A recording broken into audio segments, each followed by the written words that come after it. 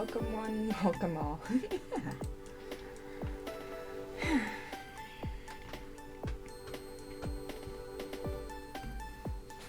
This week's poll results were very, very interesting. But we'll get to that when there's more people in here.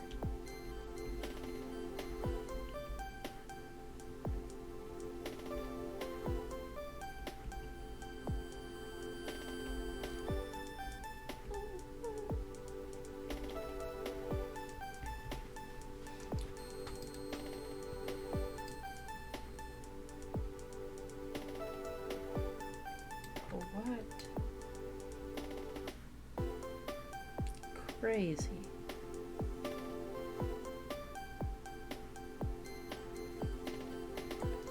The character that we're going to be talking about, we are going to look at everything about them.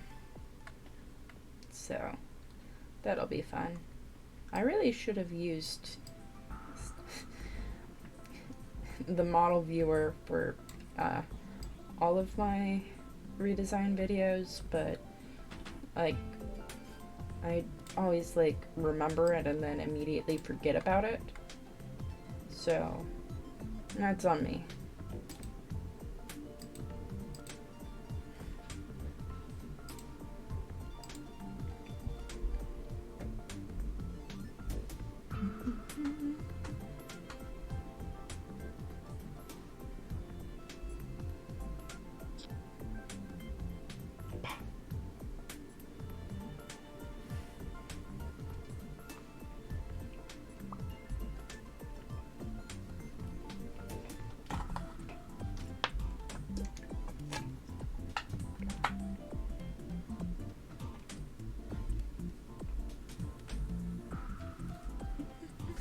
Oh shit. Oh my god, I'm so okay. Her lore to me could be more interesting than singing to bring people together. Like, she could use that as a front to investigate stuff with the crystals. That would be an interesting idea.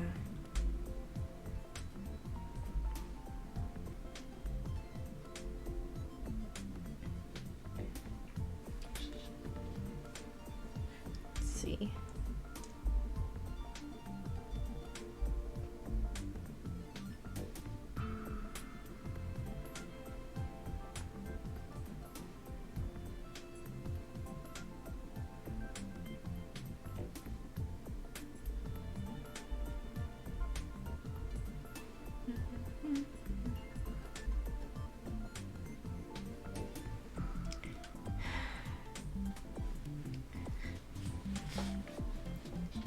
We're gonna have a chill stream, but we're also going, I mean, the thing about this, right, is, this stream has been quite a long time coming, and I feel like I keep saying that, but I guess it's because so many League women specifically tend to be at the forefront of discourse or just having bad designs.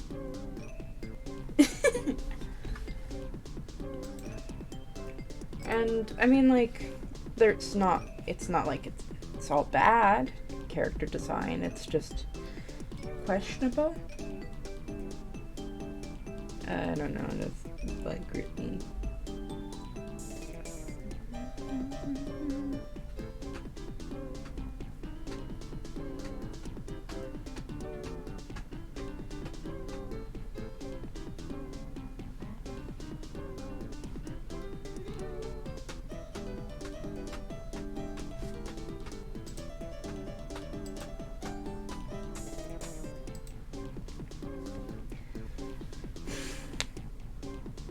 I think what it comes down to for League women specifically is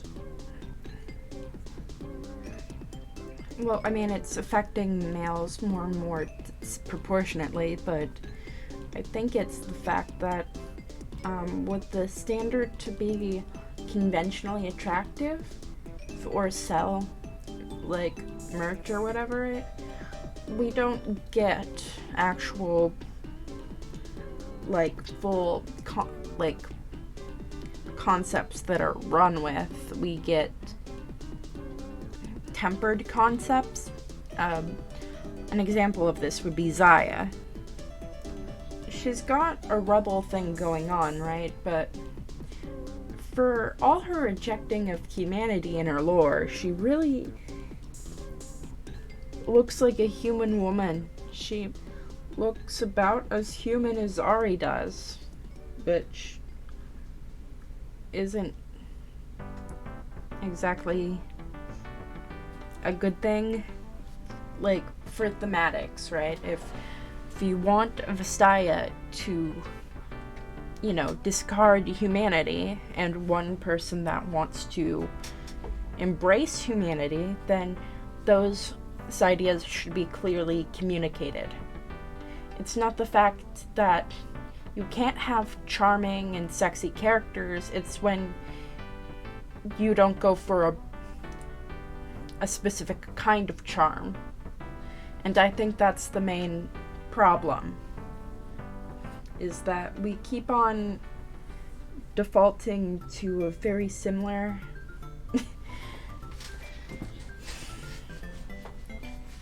character base, right? Unless you're talking about like a Yordle champion, which is hard to really put into words. Also, hello. Let's see. I think when it comes down to it, it's mostly like an issue of Riot being a corporation at the end of the day, and Riot's artists being constrained to very limited ideas of expression. You can see this with the Mundo rework, actually, where Mundo himself, like, I do like what they've done with Mundo. I think that it's a great, like, updated design for him, like, using shimmer and all that stuff. Very good. He's really fucking funny. They did everything good, it's just that they could have gone harder. They could have gone weirder. They could have gone more absurd. And, I mean, it's not like my designs that I make up in this video series is gonna be objectively better than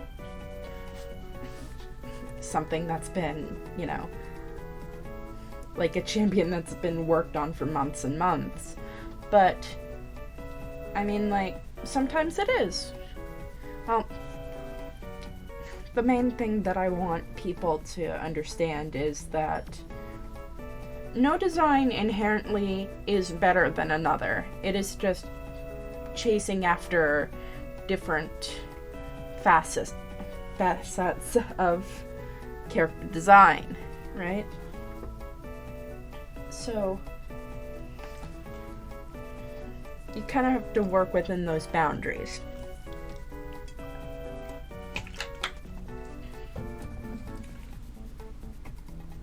At the end of the day, art is extremely subjective, so it's hard to really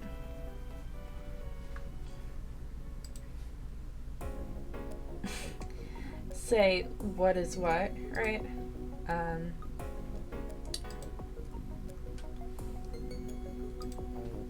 So that's why we start off with concepts, and we start with who the character is, and then we go on to fundamental flaws with design. Most of the time it's because the design is old, and, you know, things that are older tend to be less thought through than something you know, that's like more within Riot's purview, right? But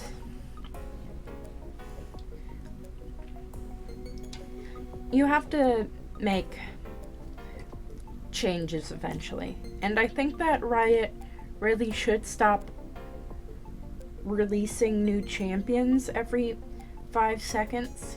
Because, first of all, if you can't balance your game already, putting in more champions probably isn't going to be the solution to the problem. And the spaghetti code and all that. I don't really actually care all that much about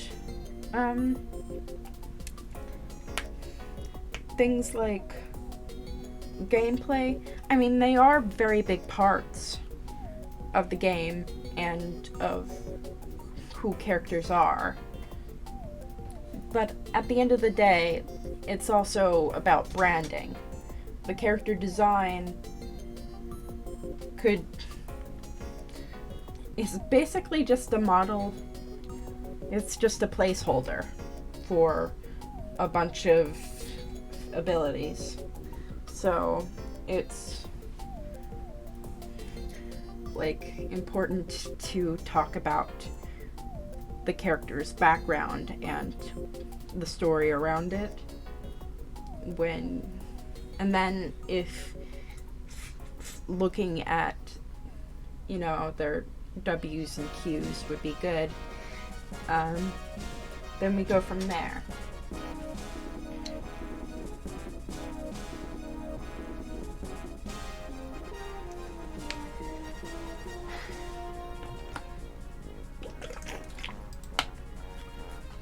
We're going to get to drawing soon. I'm just waiting for more people to file in, I guess. Because I don't want people to miss a part of the speed draw, I guess. It's not even speedy. It's rather slow, actually. I get distracted very easily. I really should write down general talking points, but one day maybe I'll actually make a scripted video or something like that. And that'll be something else. But, yes. Hello, Frone. Very nice for you to join us today.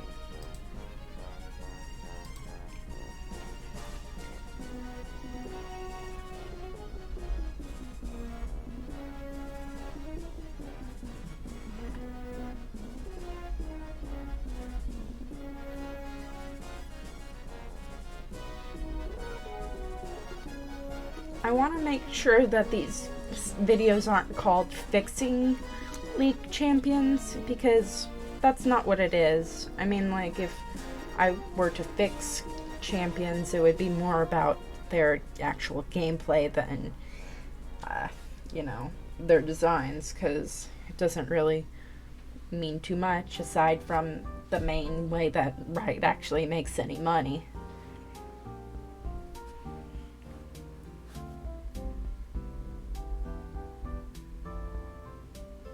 I guess my designs would be considered a revamp.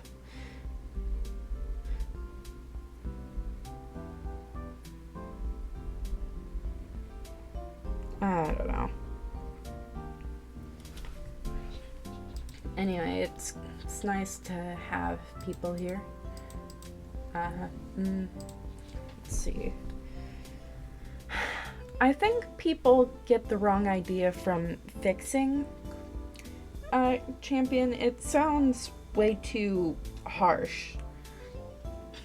And like, the people that have worked on this champion, Seraphine, that's who won the poll this week.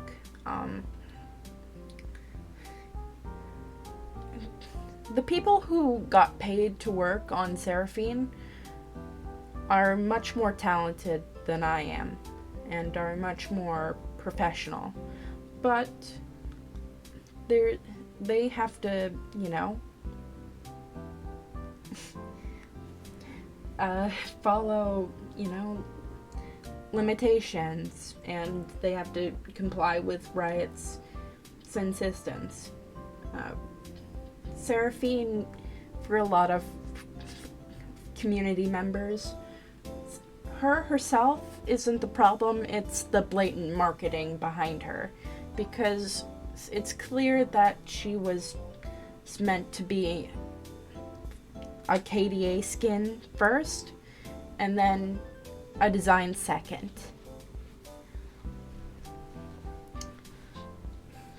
But, that's just how things roll. That's how business is done. We can actually take a look at her splash art here. She's like... This is not a bad design, per se. She's much better off, like, state-wise than a lot of champions are in right now. Like Rumble, or Corky, or Nocturne. Sorry, Nocturne.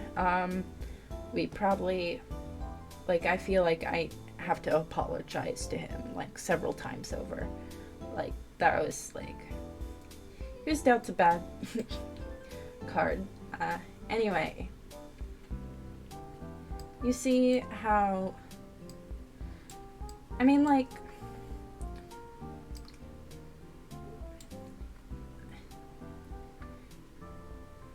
the main thing that people complain about with Seraphine is that she doesn't look like she belongs in Runeterra. And I feel like, to a certain extent, that is the case.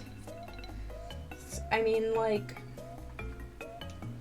I like the general idea they were going for with her, like, basic design here, right?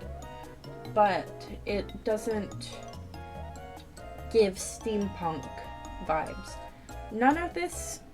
So the thing is, right,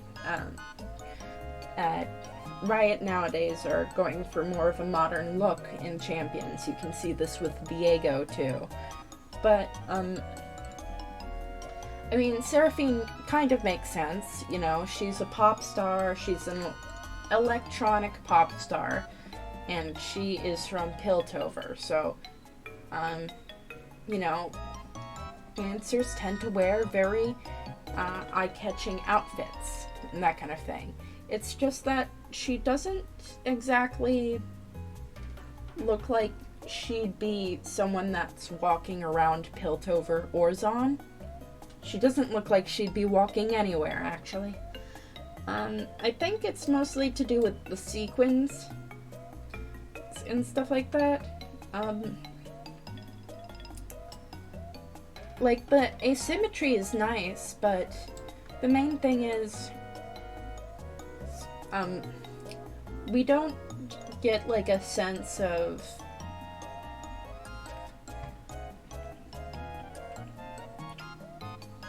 steampunk, Victorian, punk.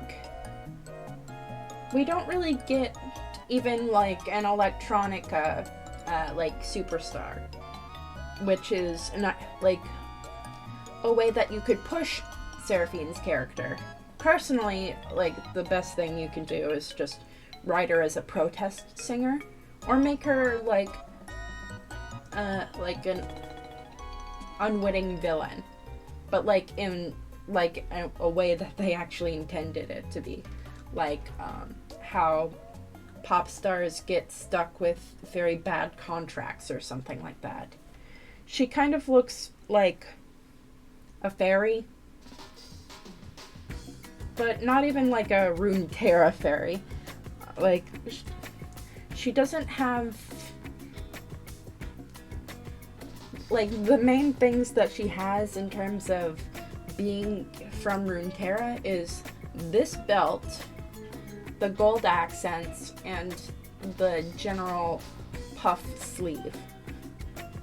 And maybe the choker. Also, I have to show you something on her model when we get to that. But the main problem is here. Really, all you can do is to just rewrite this to just be, you know, a stage that floats with, like, regular energy or something. Maybe it could be Chemtech energy. And the actual Brackern crystal that she, you know, her whole story's based off of, can be in the microphone. So she's singing along with the Brackern instead of, you know, riding on it and stepping upon it.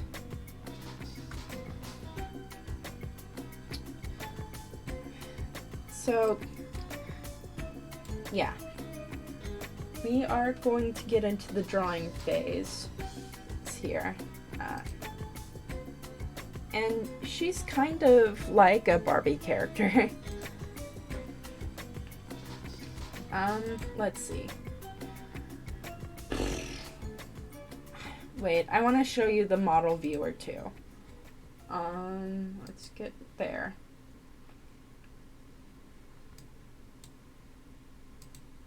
Oh shit. Fuck, where's the escape key? Hold on. Hold on. Fuck. Okay, there we are. Don't look at those rings. Those don't.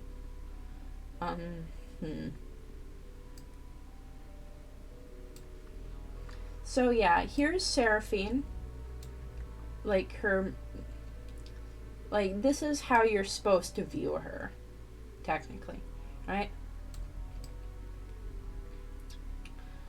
So you can see a little bit of a proportion problem.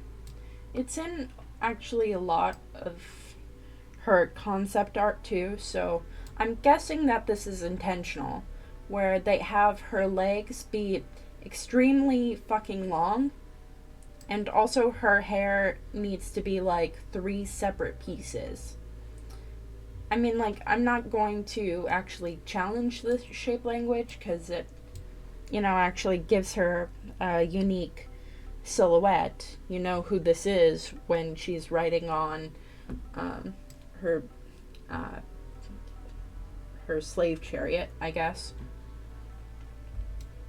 Also, they can't really do sparkles in game, so what they did instead was this weird pattern.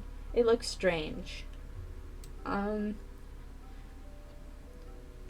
Like, I feel like the colors on Seraphine, while they do make sense for, like, an overly, like, bombastic but cheery, like, stage presence, right? It just doesn't really flow. There's so many bits and pieces that are wrong. I'm gonna keep the general vibe of her outfit. I don't want to change it, right? But we're gonna make these like, her legs actually mean something.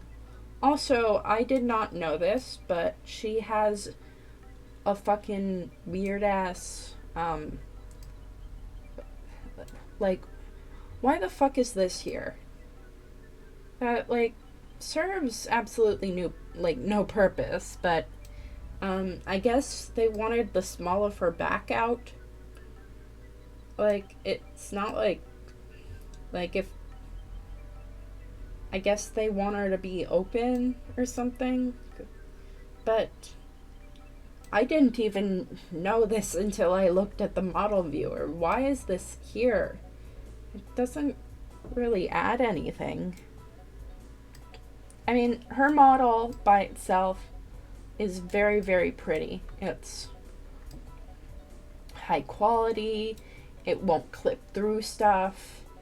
It is, like, very decent. I like her long features and that kind of thing. It gives her a certain vibe. But also, why the fuck is this here? guys. Anyway, let's actually draw. How about? Maybe we can stop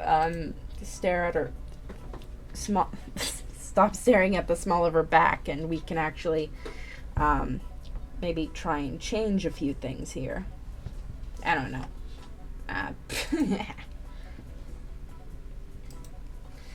Yeah,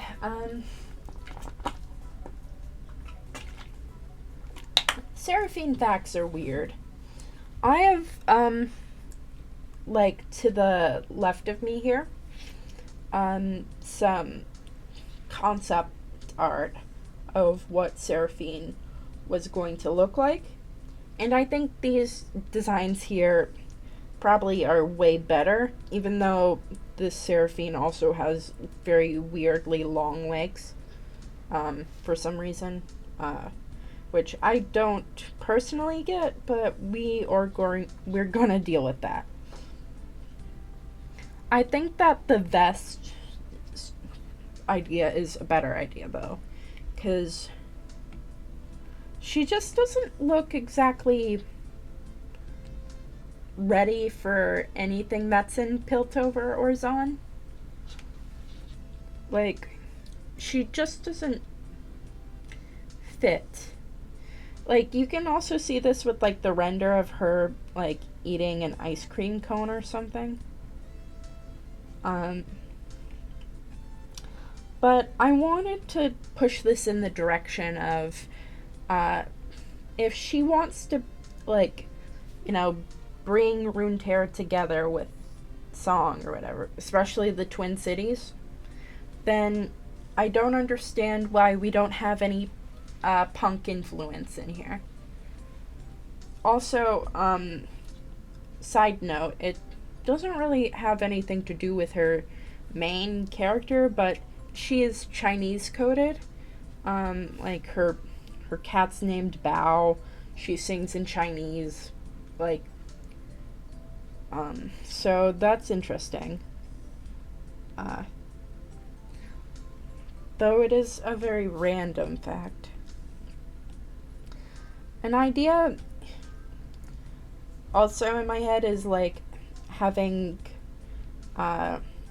more traditionally, like, mechanical things in her design. We don't want to make her Oriana, obviously, but yeah. Sing it. What? What? Fran, I need you to clarify that. I don't know what the fuck that means. Also, I can't speak Chinese, if that's what you were asking.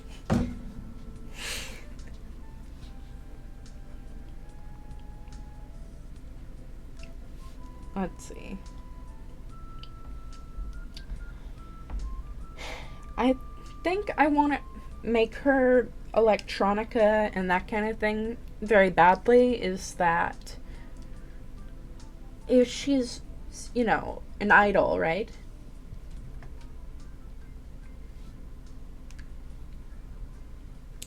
Then she should be, you know, less like Sona.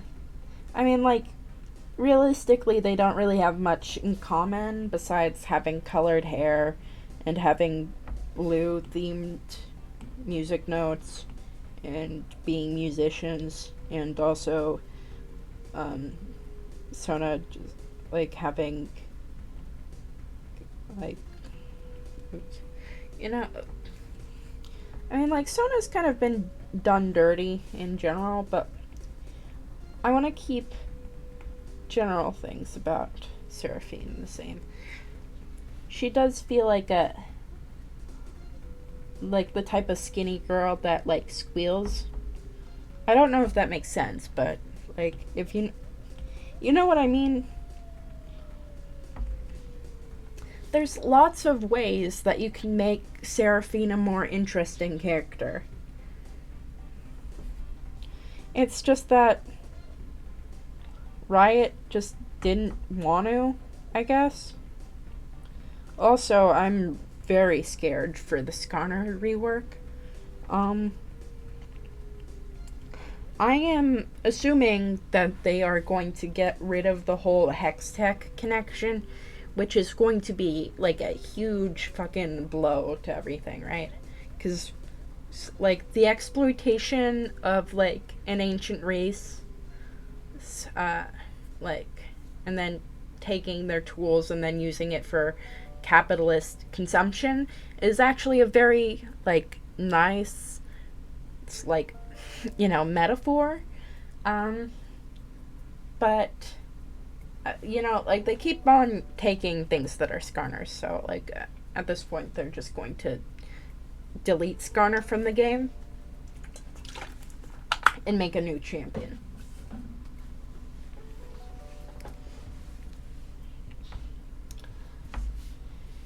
Anyway, let's see.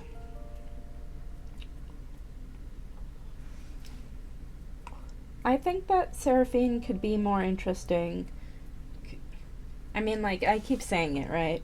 Like, protest singer, make her an unwitting villain, uh, make her be, like, a very pro Bracken rights person. Also, I'm gonna give her a braid because that ties. Like, she's got so much fucking hair, man. Like, it is ridiculous. And it is not really styled. I really like the braided in this one. But I don't want her entire silhouette to be drowned in braid or whatever, so we're going to have a happy medium. Also, I think that the collar is a very, like, fun way of, like, showing, like, an industry's control on someone or whatever. That could be an interesting way to take her character.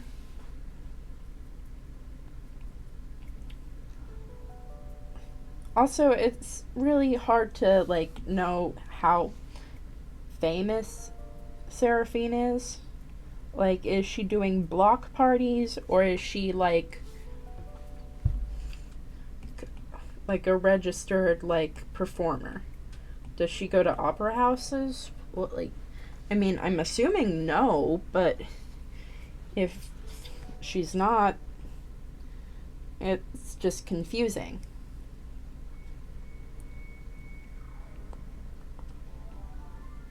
Seraphine just doesn't feel like she belongs in Runeterra.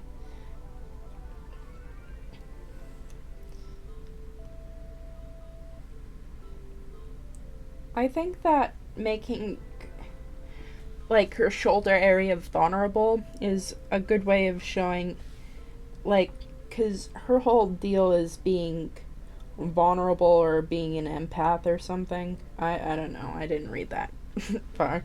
Um, but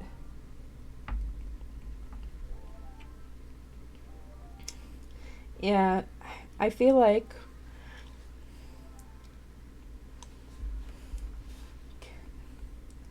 maybe tying legends of like uh, sea nymphs, things like sirens, would be a good step because Piltover and Zon are, port cities. So instead of these butterfly wings, I mean, like, the butterfly wings, I guess, are cool, but, like, I just don't understand, like, why. She's not connected to magic in any meaningful way. It's not, like, was there, like, a passage that I forgot to read about how she, like, enjoyed stories of Fae when she went to sleep or something? Because that would be cute, but, like, nothing needs an explanation, but everything should at least have some plausible solution. Oh, yeah. Hell yeah. I fucking love this song. I mean, it's not really a song, but, like, I fucking love this one.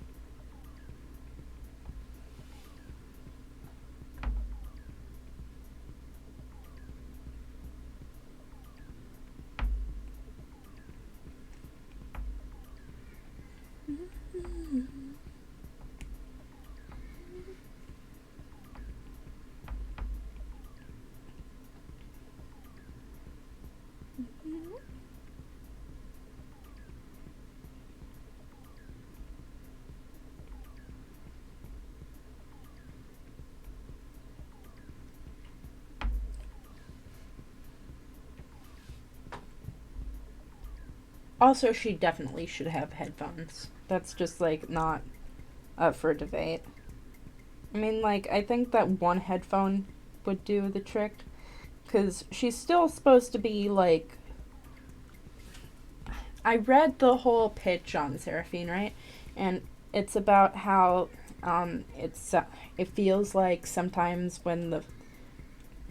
Like, that feeling when the performer seems to be singing directly to you or something like that, right? It may be because I just don't really care, but I mean, like, I get it, sort of. So we don't want her to be completely blind, like drowned out by anything else, but maybe having some conflict there would be nice. Honestly, there's a lot of like cool ways to take Seraphine, because at the end of the day, Piltover and Zaun are very thematically rich cities, and they take inspiration from a lot of different ideas and things like that, and I think it's got a lot of potential and that kind of thing.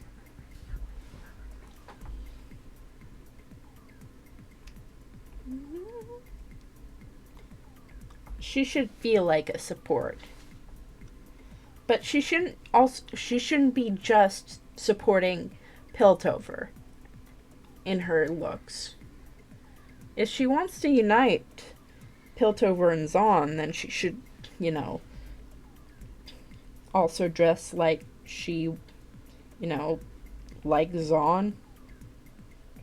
I mean, I get the idea of, like, masking or whatever, right? Where you play to a bigger audience so that smaller crowds can help out or whatever, be helped out or something. But I feel like it's a good direction to go into, anyhow. What the fuck is this? Okay, whatever.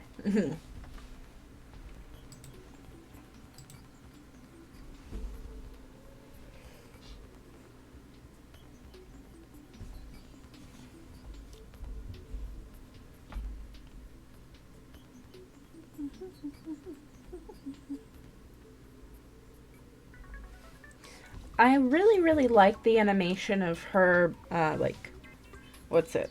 She, like, snaps and the stage comes over to her. It's very cool.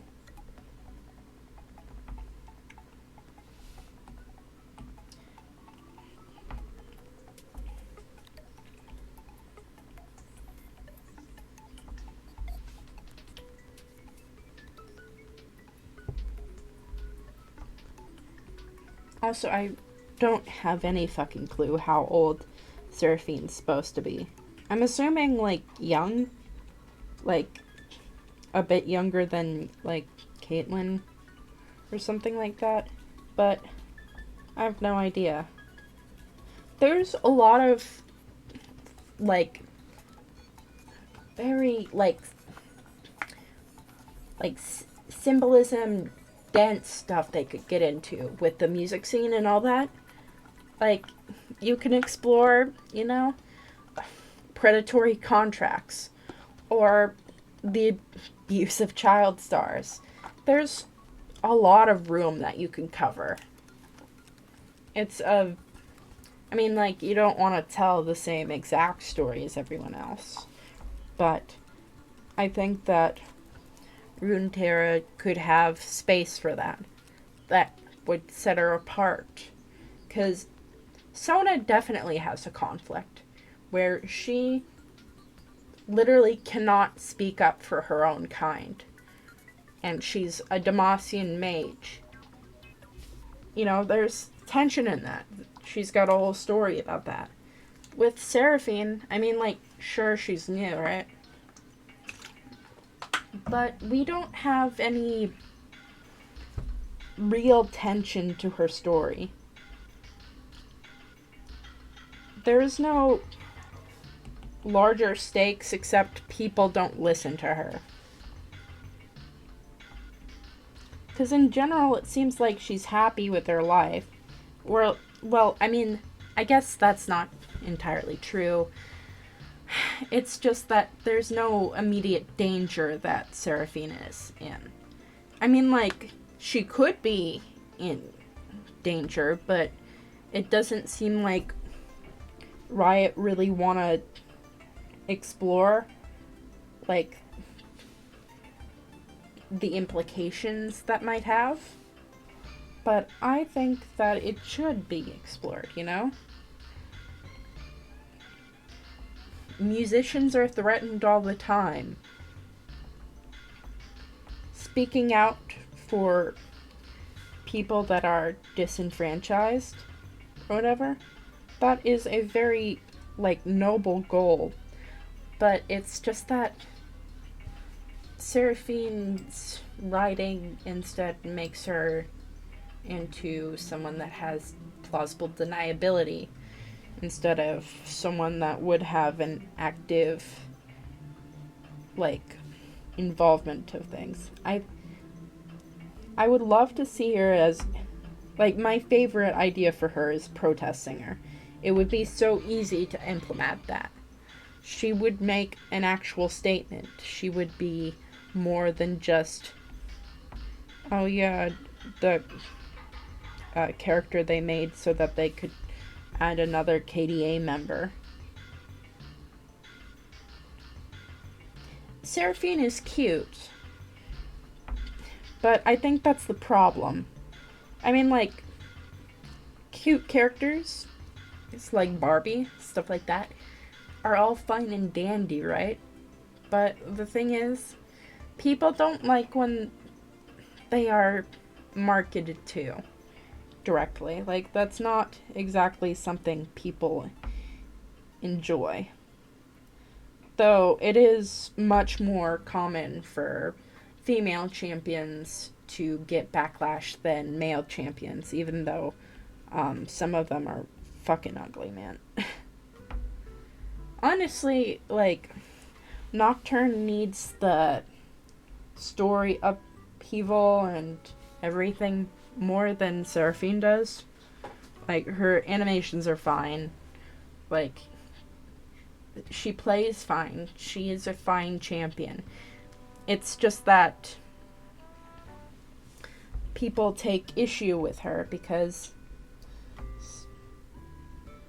it was the laziness, I guess, that people saw. But it's also just people have a higher expectation for women, that kind of thing. And also, it's a double standard, I guess. Well, not a double standard, right? I'm mixing metaphors. People genuinely want to see different kinds of women because they don't want to be sold the same thing repeatedly. But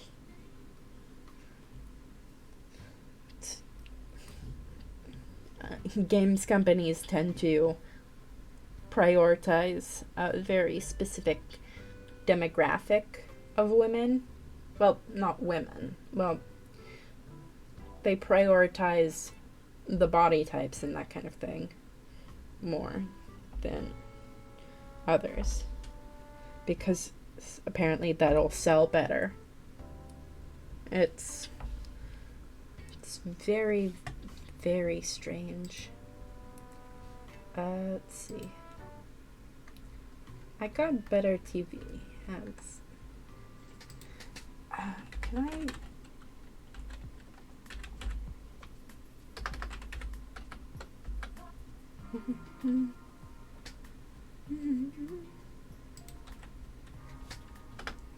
Yeah, this beat goes hard. How do I even get into better TV emotes? Oh, here we are. I did it. I made something. I thought that would be a little special. VOD watchers won't actually know what I'm doing right now, but I made a little emote, so that's cool. It's really fucking bad, but you know, the first one's always, a little rough around the edges.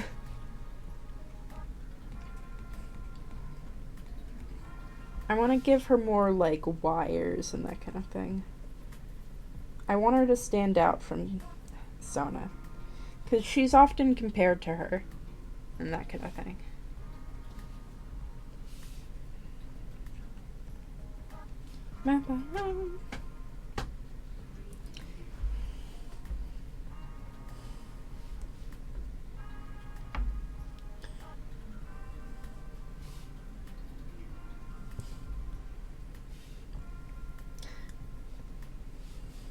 Also, it's really funny that Seraphine's superpower or whatever is that she's an empath. It's just kind of ridiculous. We're not gonna do. I'm not doing that.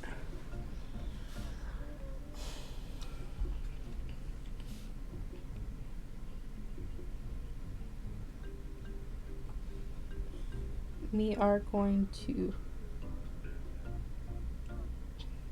keep this, but we aren't going to add any glitter. I mean, glitter is fun, right? But I feel like there should be precedent. Also, I don't want to make her hair similar to Zoe's, because even though they're characters of different ages and completely different backgrounds, it's just very hard when one character and the other character's main distinguishing feature is their hair. It makes things a little tricky.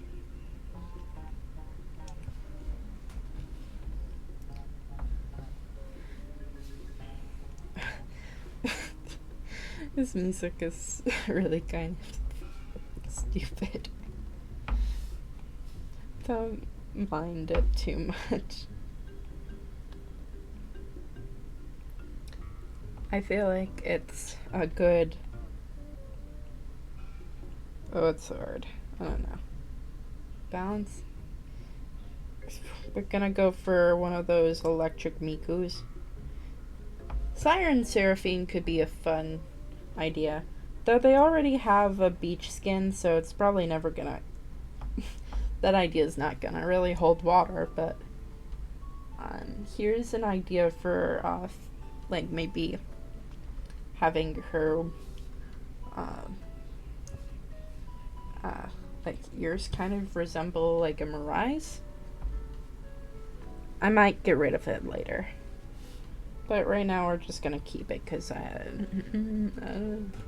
don't know.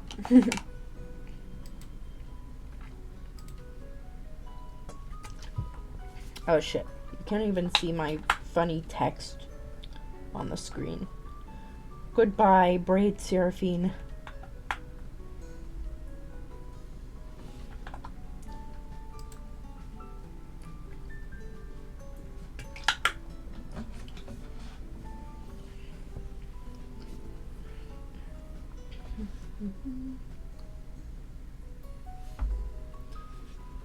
Our usual criminals aren't really showing up, but thanks for being here.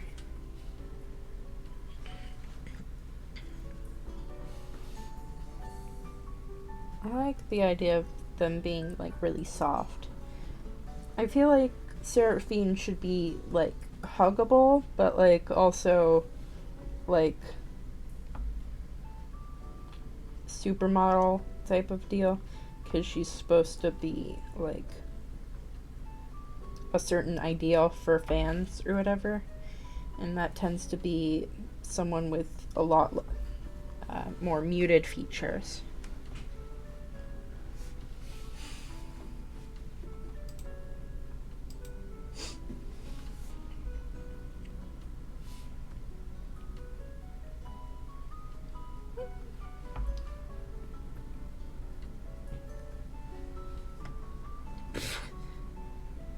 Got your popcorn? Very nice. Oh, I guess this is... Bro, where the fuck am I? Bro, I'm... Huh? Okay.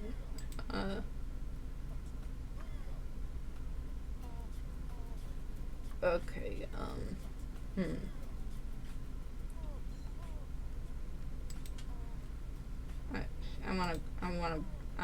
going. I don't wanna be in mod view.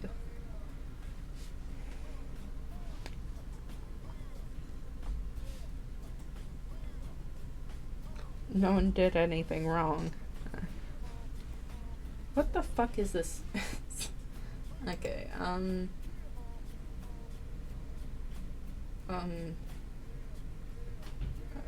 guess I won't know.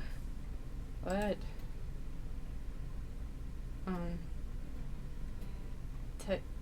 I don't think... What?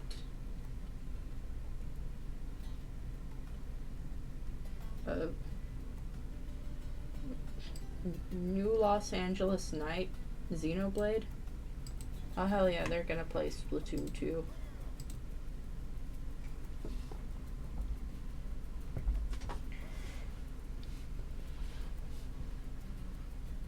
Alright.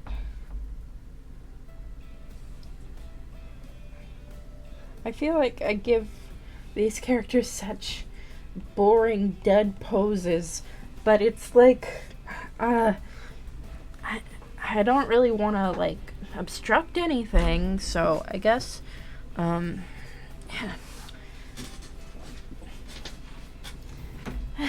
I need to be more comfortable with moving their fucking legs around. But whatever, I'm not doing that right now, because, I don't wanna. She should be happy.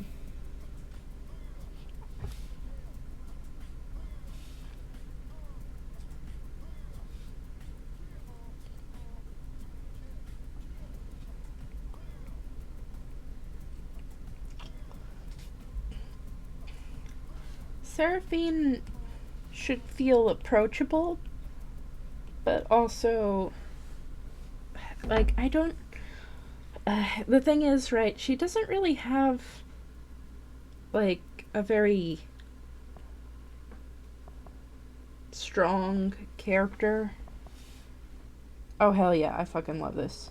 The title of this song really gets me inspired to do work.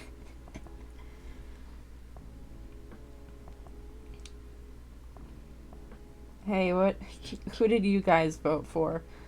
I'm sorry if it was Alistar, because, he just kind of got a really, like, rough end of the bargain there. Or maybe people just like Alistar, I don't know. He's a purple minotaur. I should really start talking more about, my real life when I, like, don't want to ramble on about League for a million years, I guess.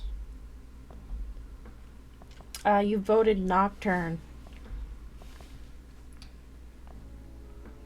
I mean, like, that is probably the most correct choice. He fucking looks awful. I mean, not even his splash art can make him that cool.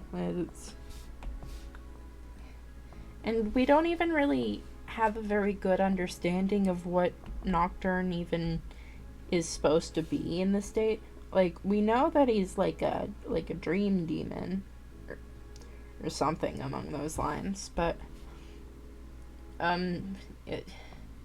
it's just sad.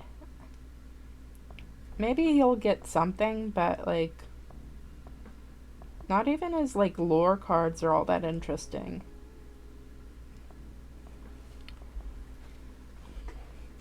Like, you know, you'd think a dream demon would be, like, cooler.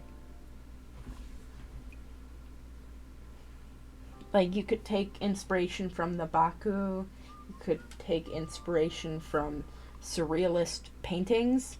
Like, he is, like, sky is the fucking limit on that guy, really, because his main design, all you really need to keep is that he's shadowy, kind of, and that he's got some kind of blades. But you don't even really need to keep those. You can give him, like, Freddy Krueger claws or something. The main thing is that Nocturne looks really, really, weak and lame. Let me try and find a picture of what Lore Nocturne even is. Is he even, like, viable? I guess they tried to make him, like, cooler. Or, like, less confusing.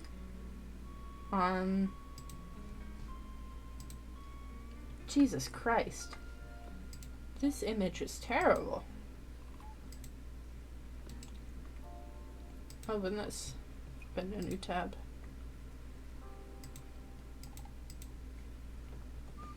Okay, so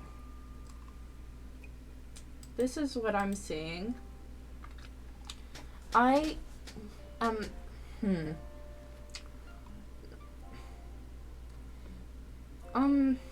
This version is better. I mean, like, he's not even really the main focus of it, but, like, he doesn't even really look like any more threatening than these guys who are supposed to be imps are. They tried to make his claws look cool, and I like the fact that they kind of look like bugs instead of weird bits of, like, plastic or whatever, or, like, metal. They did that all the time. They just kind of, like, rolled a bunch of champions in a scrap heap and then called it a day. But I still don't really understand the main idea behind it. Let me try and understand this, because I wish to know. I want to, like, get a good idea of what I'm gonna be dealing with, right?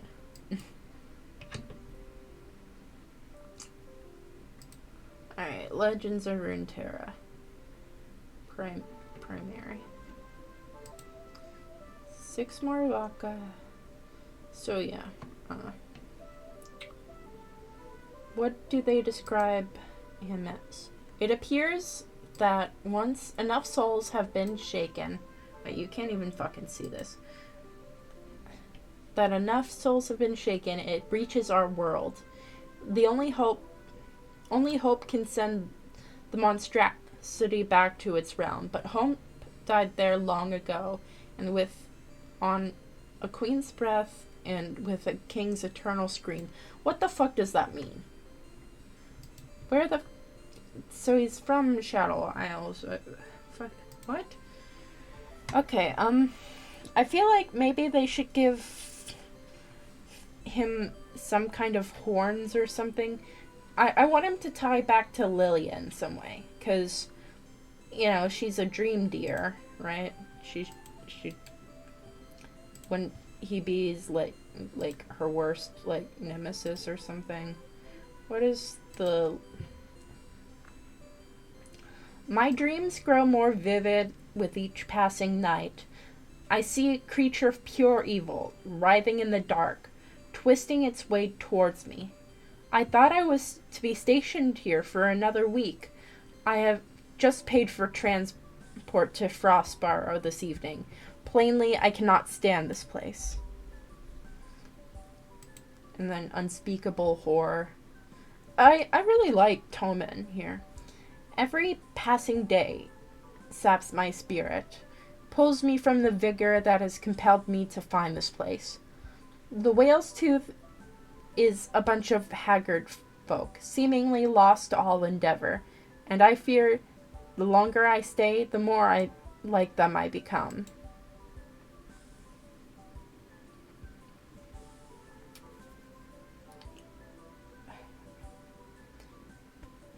Nocturne is generally associated with Ionia and Demacia. Ionia due to the practice of shadow magic, and Demacia because he terrorizes the regions, but him being in the Shadow Isles is largely because of thematics and gameplay, but there is also a heavy lore reasoning given in his flavored text.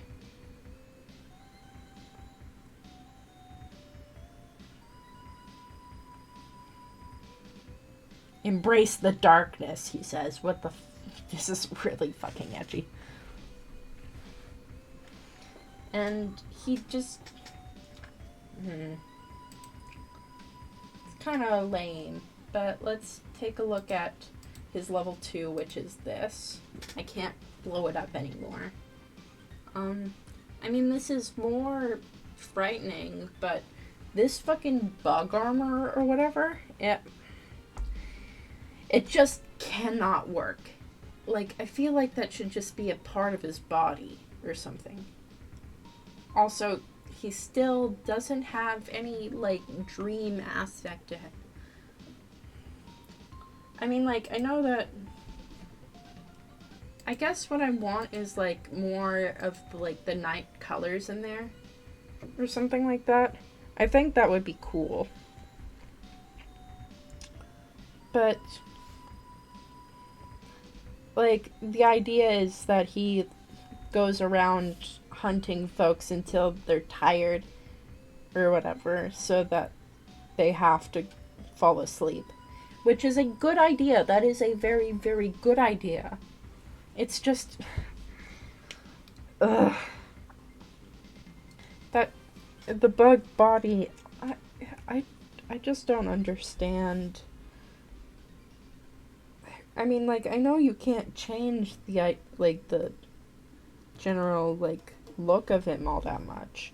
Like, you don't want to, like, ruin, those 4 people in the Nocturne fan base, right? But, I feel like they should just give him a full Fiddlesticks update. Like, go fucking wild on him, right? Like, he's a demon. You should, you know, feel like one.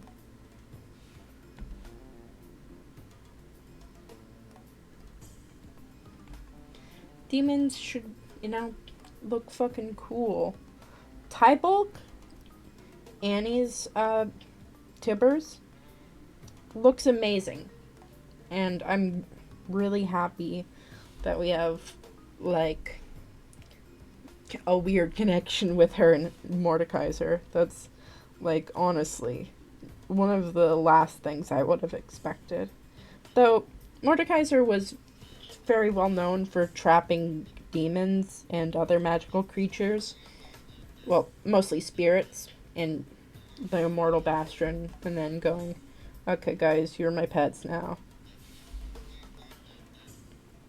So it's not, like, that surprising, but, like, you know...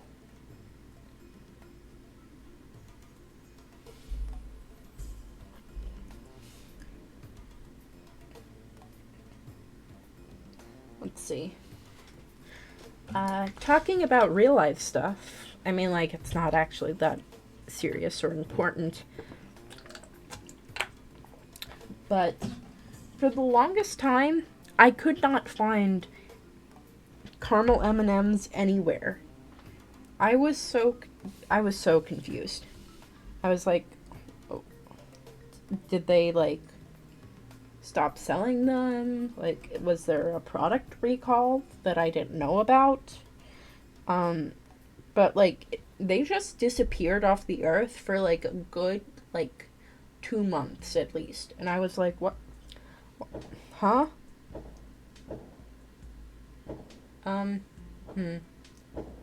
If you're hearing this Twitch, those aren't gunshots. Probably.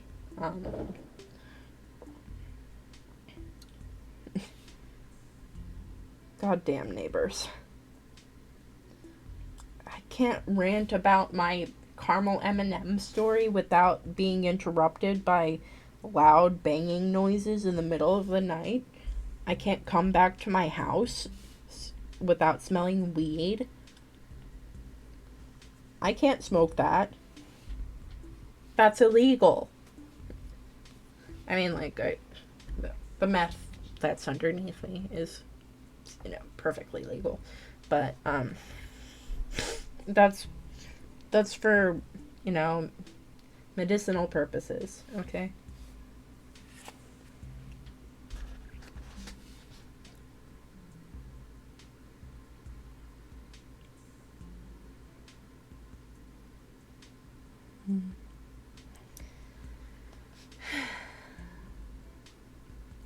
I hope everyone's having a good night, though. Wherever you are, whatever you're doing.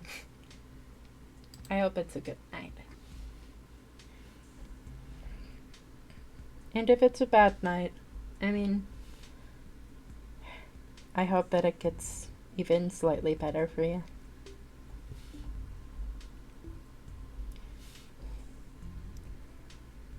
I think I should stop doing these so late.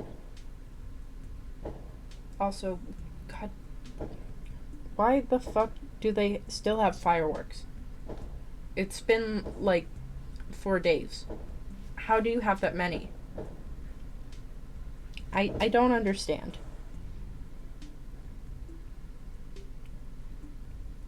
Also, I don't understand what's fun about them in the first place, but,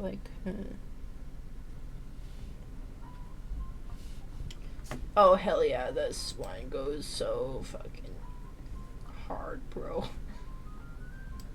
The Tomodachi Life. This one's for shopping for interiors. And I know this because I've played this game for ages. I fucking love that game. Maybe I should get Miitopia, but,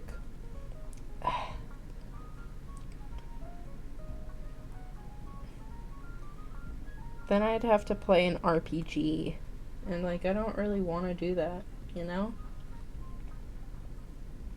Maybe I just want to, fuck around and, feed my Mii's random shit, okay? What do you want me to do? Let's see. Another cooking problem I ran into was the mirin caper, right?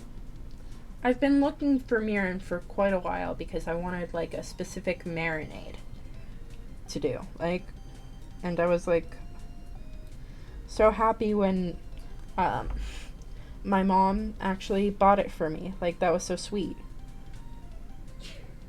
But the very next day, I walk into my local grocery store and I see it. They had never stocked mirin before. They are out to get me. And I know this for a fact.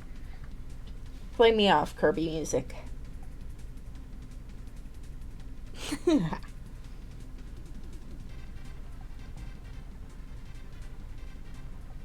see. I also made bread. That was pretty good. I actually made it correctly this time. And I didn't totally, what's it called? Dislocate my shoulder. Though for some reason I've seemed to dislocate both of my legs. I can walk fine. It's just that, I feel wobbly? I've probably just, pulled a muscle or something. But, it feels very weird. But, maybe if I just, go to bed or something, it'll, fix itself. That's what I'm hoping. But, I don't know.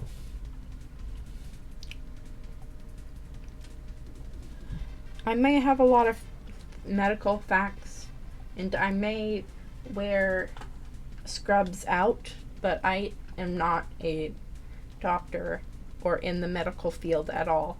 Let me make that very clear.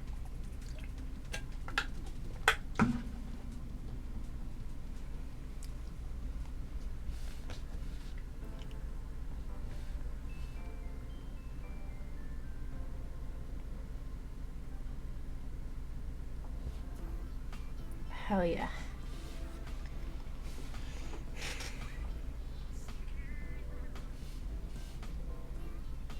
This kind of works perfect for Seraphine. Do you think this is what Piltover sounds like? Also, why the fuck is Piltover, like, British? How did Heimerdinger get his British accent?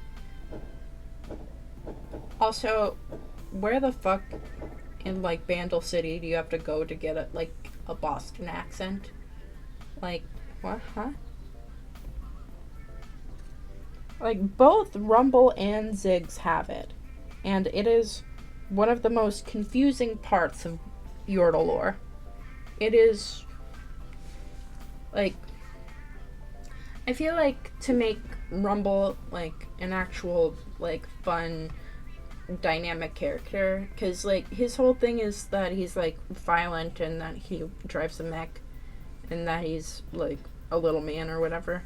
But, like, it's kind of fucking boring. I feel like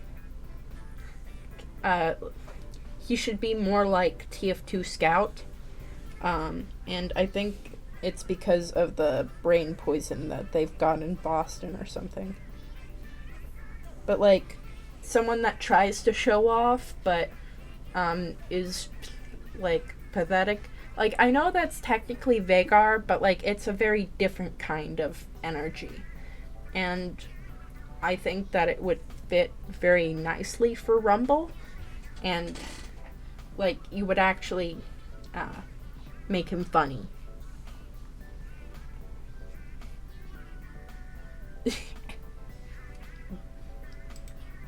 Don't go to Boston. I don't know. I mean, I'm sure it's a fine place. I've never been. You can tell that because I'm not currently dead. Wait, no.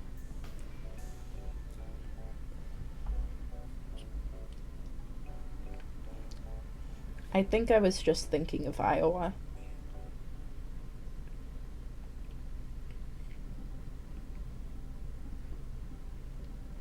Bro, what the fuck is this? I feel attacked. I feel skittery?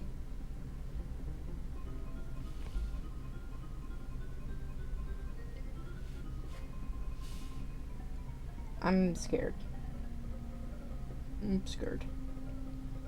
I want to give Seraphine a more, like, turquoise pattern, like, outfit, and, like, palette.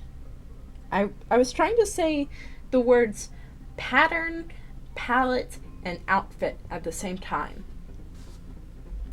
I guess this is what scripts are good for. But I don't really want to, like, sit there for, like... I'll do it one day, and it'll be, like, something to be proud of. Except I don't have editing software, so, like, I guess it'll just be like this, but shorter.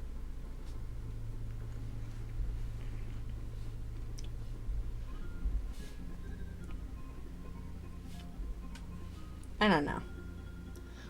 Things to think about later after I get, like, into affiliate. I'd love to get into Twitch partnership.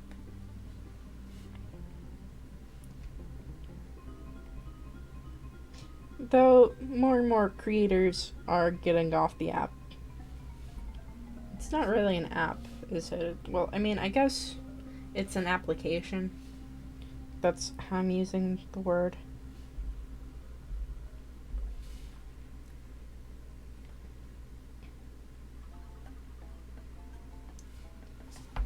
Bro, huh? Sounds like all, like, 6 of my brain cells, like, and you, like, shaked my head like a maraca. And that's what you'd hear. Let's see. What the fuck am I? Oh yeah, Seraphine eating ice cream.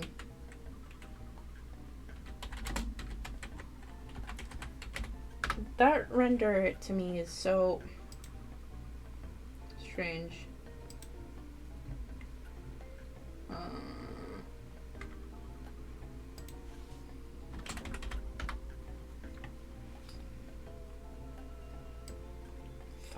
Where the fuck is it? I have to probably look at Seraphine render. Would it be under there?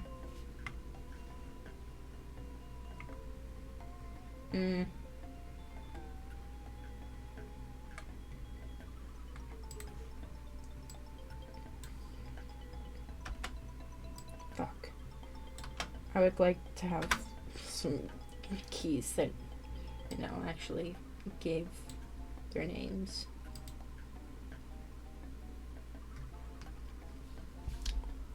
I really shouldn't give her these kinds of eyes.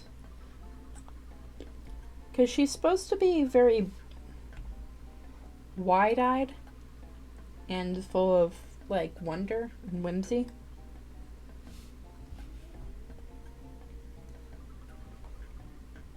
It's a tough process called,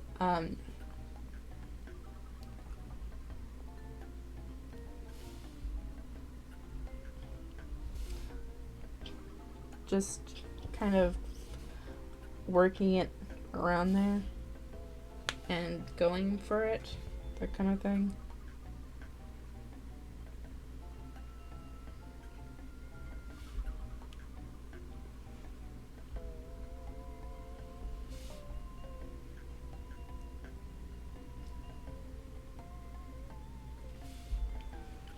I think I've been watching too much Saw lately.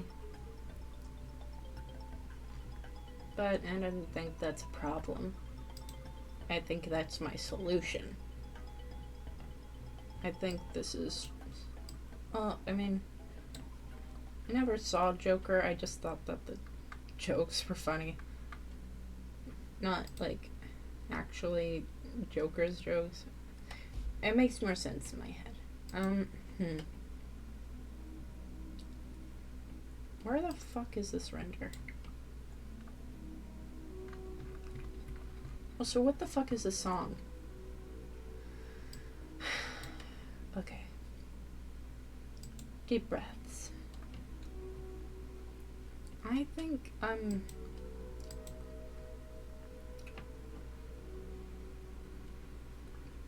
here it is. I want to see this image.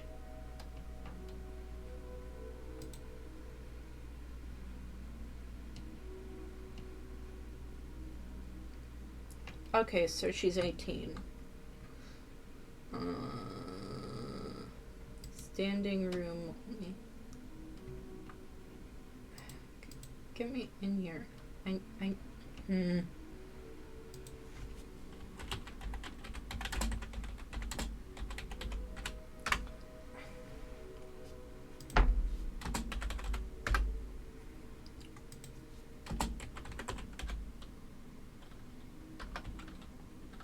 With how much I'm typing Seraphine, Google is going to be very, very concerned about me. Don't worry, Google, Okay, so, this is what I was referring to here. This render, I really like how it shows the difference between, like, Piltover and Zon, but it also feels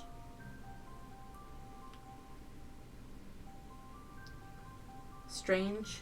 Like, I know that it's supposed to be that she's out of place and that she's like a dreamy idealist and like basically a world of cogs and gears or whatever, but it really exemplifies how otherworldly she looks. Like, she doesn't look like she belongs anywhere. Like, maybe next to Caitlyn or Vi, this would look better, but it just, like, they have the most standard Piltovens around or whatever. It's, I mean, I feel like they could go more out there with it. I think that's the main thing of, she looks like an alien. Pill British. I mean, that's why Zon is superior. Like, they do not talk in British accents. And, you know, I thank the Lord every day for that, you know? But, I mean, like, I like Barbie. I like Barbie movies. I fucking, like, adore those movies. Those are the things I grew up on, you know? But, yeah, I mean, like, not necessarily, like, a Barbie character, but she feels like she's supposed to be, like, a plastic toy.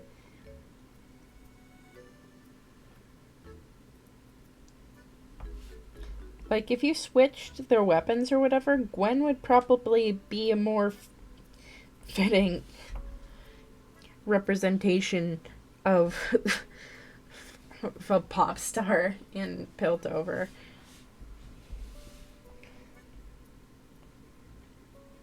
I mean, I don't know how, like, actual, like, credible that is. But, like, the main thing is that, like, Seraphine looks like she's meant to be marketed.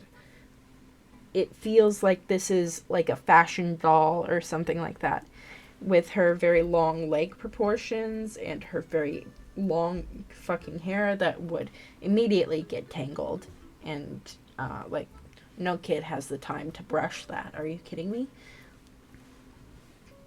One of these days, I'm going to do, like, one of those, doll repainting streams. Or something like that. Once I get, like, an actual camera or something. For those that don't know, this pseudo VTuber that I have, well, yes, it's just, you know, fun, too. I just don't have a fucking webcam. Like, even if I, like, wanted to, I wouldn't be able to, like, show you my face. Also, it would be, like, weird, because I'd be, like, looking down for the majority of the time, because that's how you draw. It's not like I'm drawing on the computer, I'm drawing with, you know, things change, but right now they are not changing. Also, I'm gonna give her, like, a fluffy kind of petticoat type deal, because it gives her more of that, Victorian flair with that, without giving her a Victorian silhouette.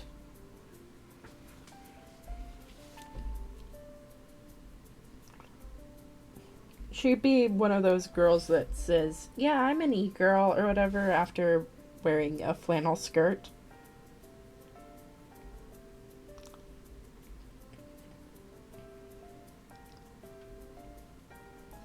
I think people have a problem with, like, supports in general is that if that support is teaming with someone else or whatever, it can feel like you're out of the loop. And, you know, if they're supposed to be for your entire team, it doesn't feel fair that they're just focusing on one person instead of the group.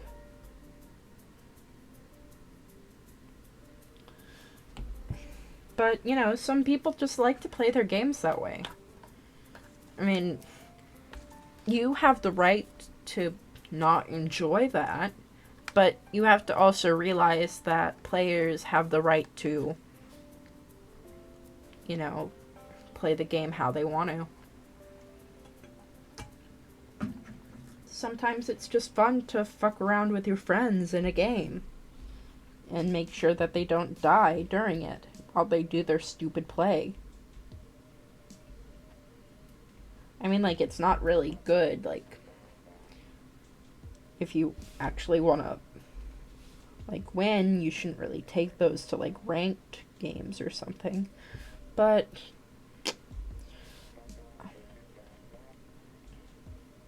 I mean, it can be like a legitimate strategy. I mean, for characters like Yumi, but like you could win like that. Though I do really want to see someone like fucking it up as Yumi in the jungle. Like that would be like such a fun video. I mean, like, you would not do well, and your teammates would, in fact, yell at you, but, like, you wouldn't, like, it would be really, really funny. I mean, like, really, just take any character that is not supposed to be in,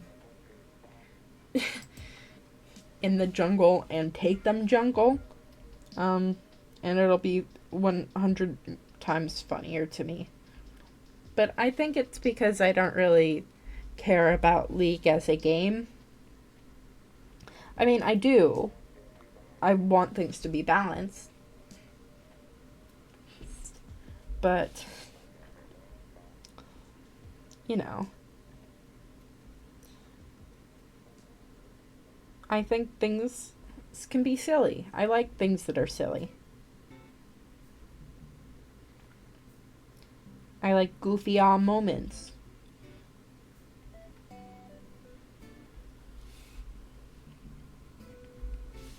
Yell AFK, emotional damage. I mean, yeah. I really, really want to hear my fucking ADC go, where the fuck are you? And you're just Yumi, like, fucking crushing it in jungle. Your jungler's confused. Like, they're playing support now. They didn't even want to, like, play jungle. They're doing something else. I don't know. They're ganking someone. There's 2 junglers. We don't need a support. What we need is more damage. We just need more offense, and then we'll win.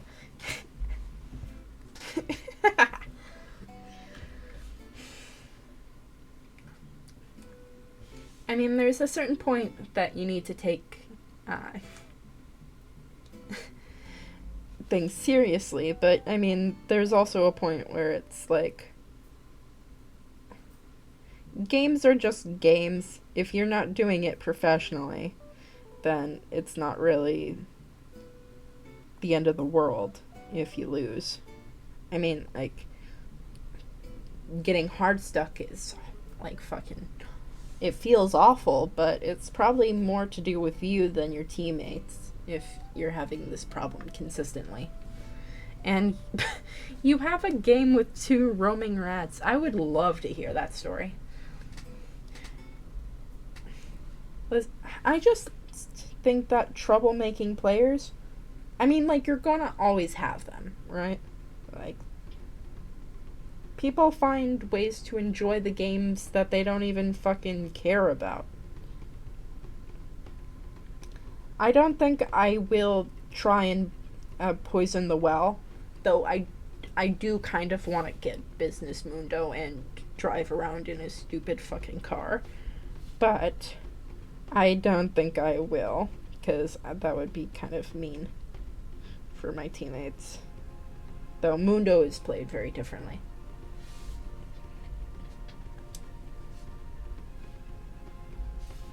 You can kind of get around with home guarding. I mean, not really, but, you know. I like to pretend like it helps.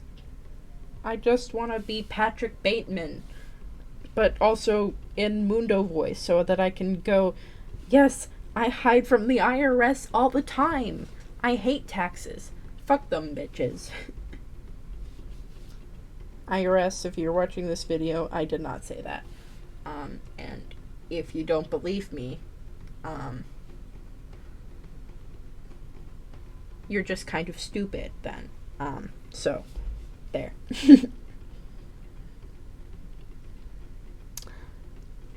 Who else? What other government agency can we threaten here, chat? But I would also like to hear your story, if you'd like to tell it, about the rats that fucking roamed around during that game.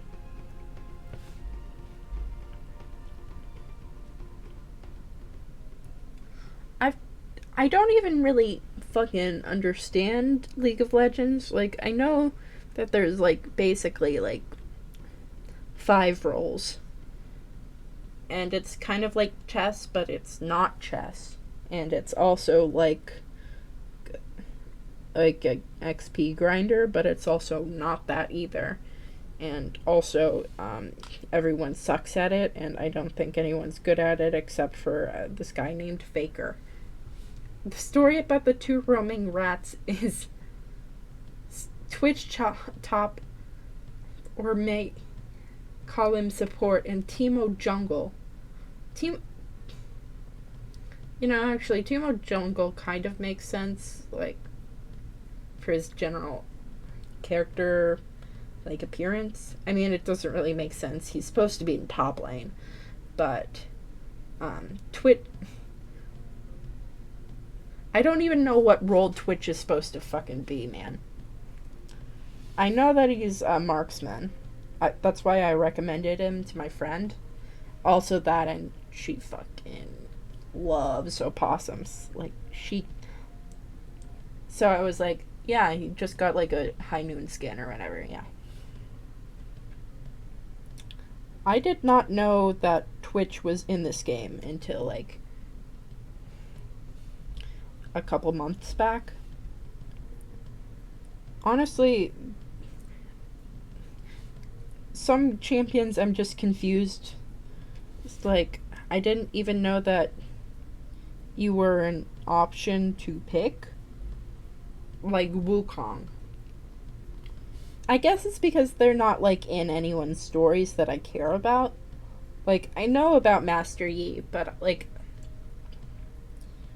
I guess I just don't care about Ionia. Except for Kennen. And Akali. And Jhin. But even, like, Kennen, I don't really care about his story. I just kind of care about what he means in terms of, like, Yordles in the spirit realm and that kind of thing. I've got this whole, like, age debate in my fucking head about Yordles or whatever. Like, not about, like, if they're adults or whatever. They clearly are. They drink alcohol. They smoke cigarettes. They curse. They yell. It's not about that. It's about the fact that,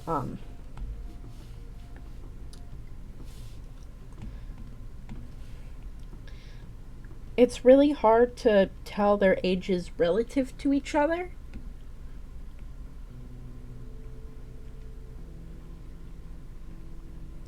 But we get clues. Like how Rumble and Lulu are referred to as young Yordles, a young Yordle inventor, a young Yordle sorceress. And Tristana also calls herself young for a Yordle. And Teemo would also be in this bandwagon because they are around the same age, that kind of thing. So I think that I've just divvied it up into Yordles that don't use technology and Yordles that use technology. And the main breaker here is Heimerdinger. He's the first Yordle to, like, well, the, like, older Yordle that uses technology.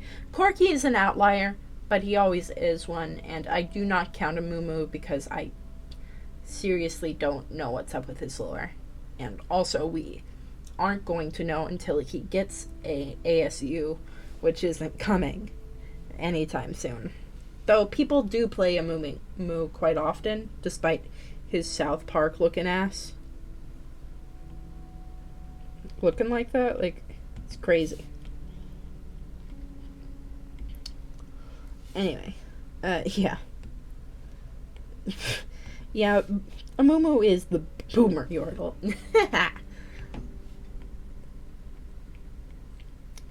But yeah. So basically, it goes Kled, Vhagar, Poppy, Kennen. Those are the... Wait, did I fucking say Kled? Yeah, I did. Anyway, yeah. Those are the eldest yordles. Those that created societies and that kind of thing. They're pretty accomplished. Pretty cool like that, I guess. Ziggs is, like, middle-aged. Like, he's in his 30s. Which, for some people, is old, but it's not. Like, he'd be, like... He's slightly younger than Heimerdinger is. Like, you can tell that by, like, their general interactions, but,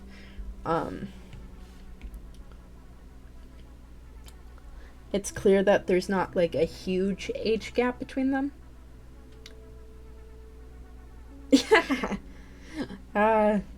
Hello there. Yeah, Seraphine right now, not doing so hot in terms of lore, not going to lie. But this Seraphine that I've come up with is a protest singer. And instead of having, the crystals be in her stage or whatever, so that she's stepping on them, they are within her microphone. And that she sings together with the Brackern instead of stepping on them.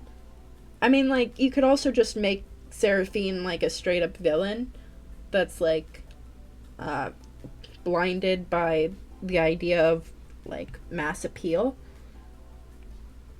Something like how Sona has, like, actual soul to her music or something, and EDM is...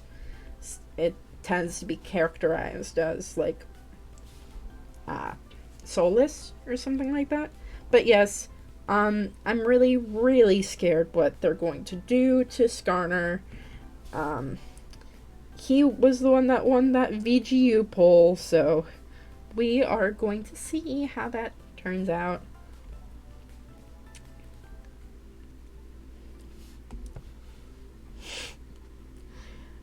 But yeah. What the fuck was I talking about? Oh yeah, Yordle ages.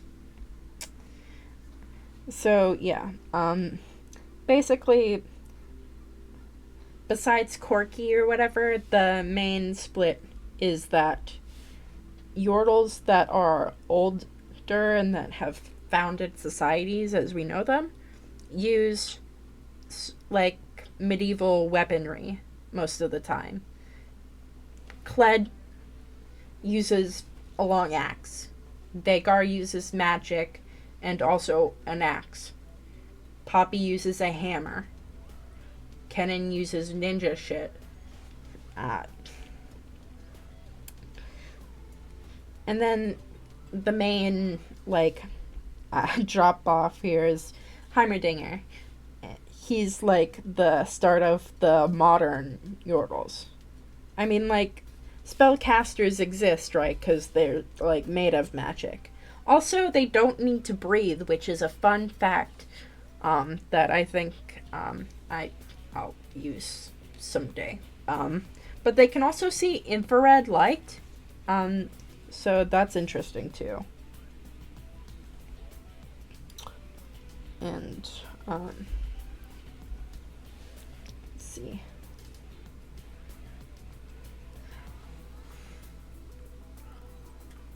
Yeah.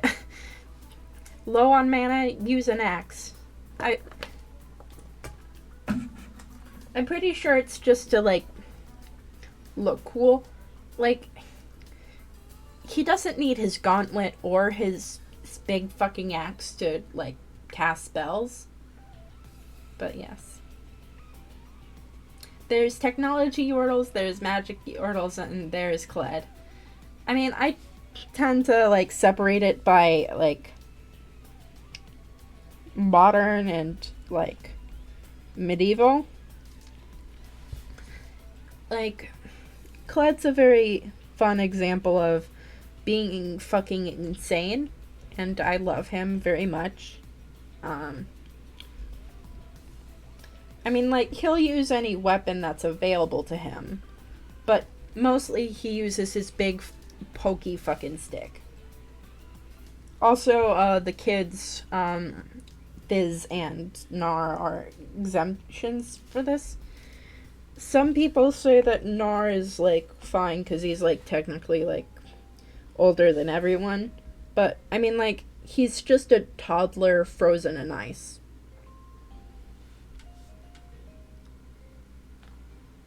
We got the future Yordle Pass, and there is Vex. Vex is a teenager. She's just straight up a teenager. She's like, fuck you, Mom, and her mom's like, I own this house. But, like, we love you regardless. We're worried about you. Like, we hope that you're not in danger, that kind of thing. Also, like, the fact that Vex has parents at all is that, like, that kind of, like, that's kind of weird in terms of, like, Fae type shit or whatever. But, I don't think that Riot is ever going to give us an answer on the, like, origin of Yordles. So, I guess they fuck.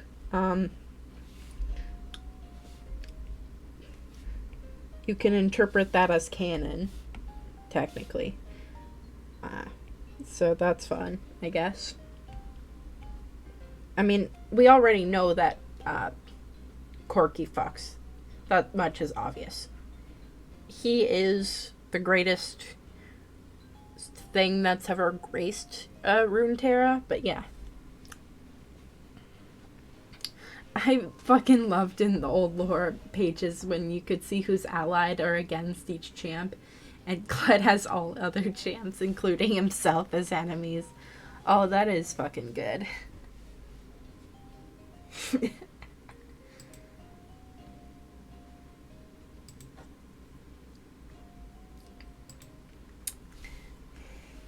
I love Yone's line of, Kled, who hurt you?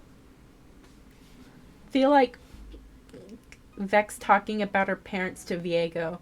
Yeah, my parents are dead as well, and her parents suddenly come to visit her. And Viego's like, bruh. Viego is, like, weirdly of, like, a father figure. I mean, crazy. She got, like, appointed as an advisor or whatever, and she gets, like, a father figure.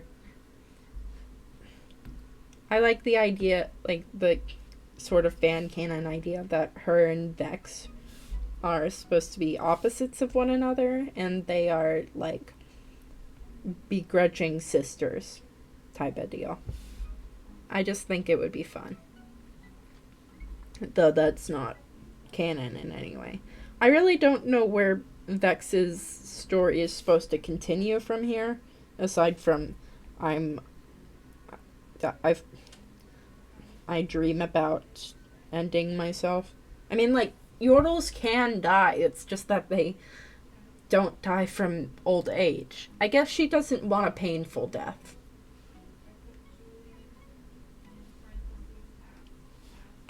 I mean, I guess no one wants a painful death, unless you're like Kled, I guess, or Olaf.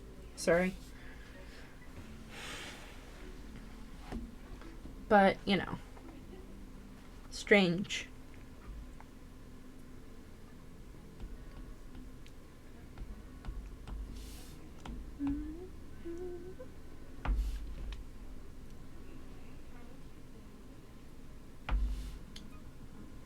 Except Olaf, yes. Let's see.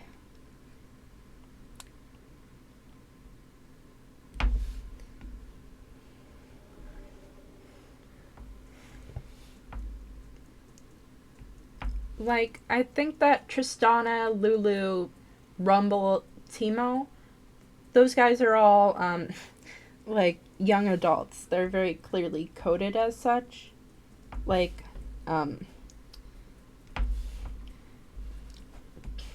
Timo's basically a Boy Scout leader, and, like, one of his Vandal scouts, Ava, calls, Tristana ma'am, which I think's very, very cute. Um, I I fucking love those interactions. They're very cute. And Olaf be like, I'm not dying like a boomer. I will be dying like a Chad. I mean, I guess you've summed it up in very, very pleasant words. Guys, it'll be fine, I guess. Olaf can't die until he dies like a boomer. Because that's the prophecy he got or whatever. Bro, I can feel this scratching at the back of my head. What the hell? Crazy.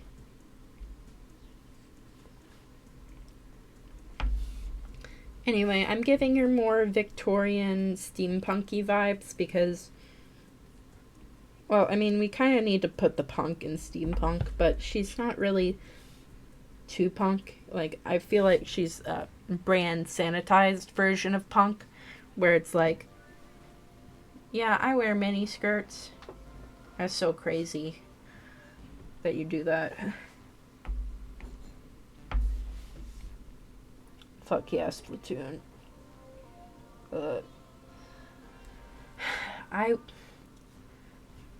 If I find a way to capture my Switch or whatever, I would totally be down to play Splatoon with you guys. Like, play the story mode of the next game or something. That could be fun.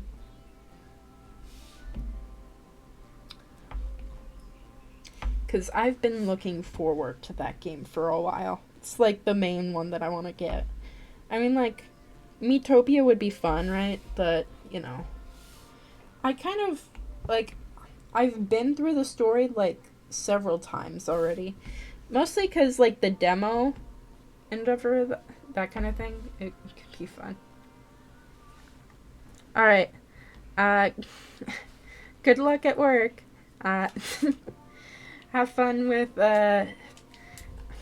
your coffee. Thanks for stopping by. Hope your day's going good. Or it goes good. Who knows?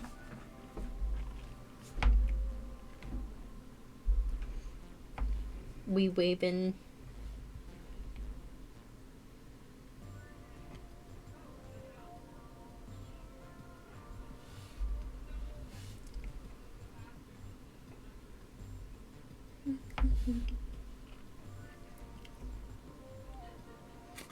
It's kind of fucking crazy because it's like 9 here.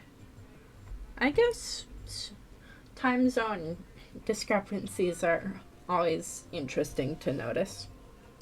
I live on the East Coast, so I don't actually know what time it is for West Coast people. I'm sorry if this is like the worst time in the world for you. I just don't really understand when a good time would be, honestly. Like, I'm not gonna stream at like 1, because like I don't really want to like hurt myself. Maybe I could try noons or something?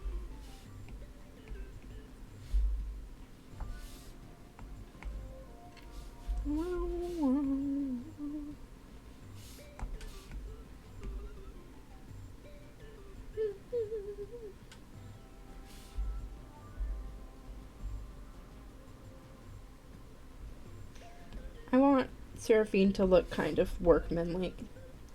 but not too workmanly. Like fashionable workmanly.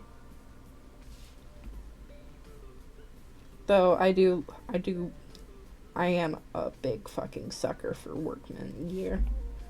I mean, I think that's probably why, like, 90% of why I like pike.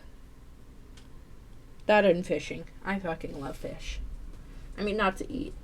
That's gross. I don't even like shrimp. I mean, like, I like when there's more batter than shrimp. I like when there's, like, the moisture of the shrimp has disintegrated. If that makes sense. Yeah. Let's see. One leg is gonna be the Piltover leg, and one leg's gonna be the Zon leg. Zon time.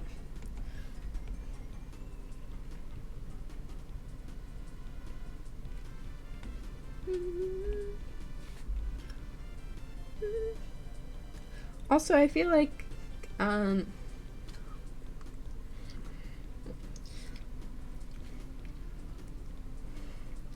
if you wanted to get, like, real crazy like that, you could try and make Seraphine's hair kind of like the steam.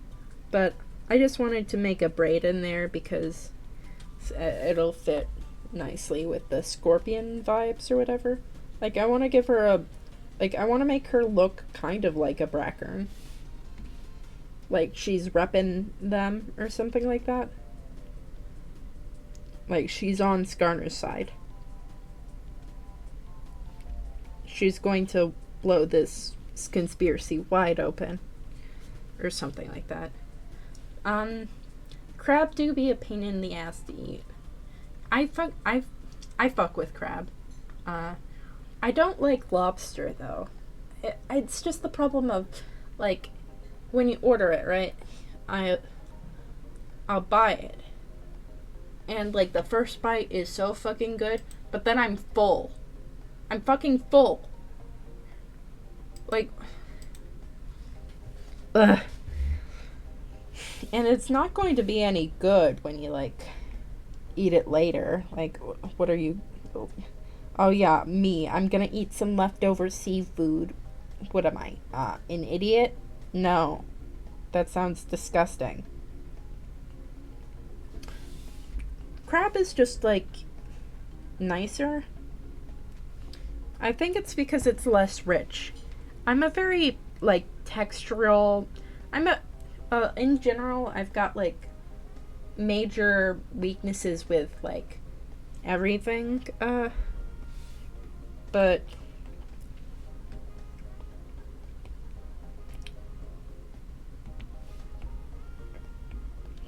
I want to make it feel like, yeah, Zon and Piltover aren't very different places. I mean, they are, but, like, Seraphine believes that they are not. And to a degree, they are. Like, Seraphine's words do lend a little bit of credence, but not that much credence.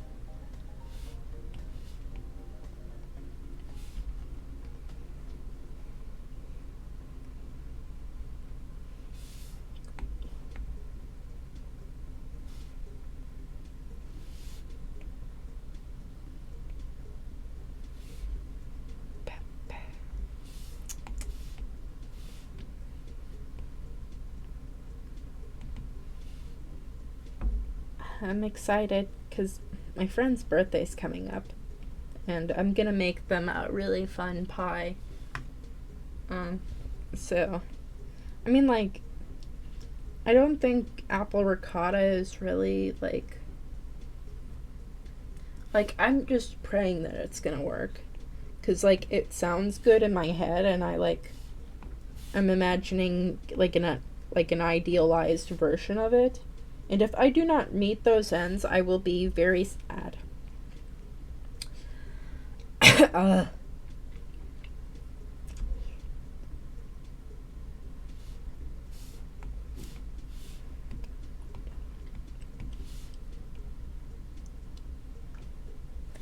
We might need to go on break here for a second.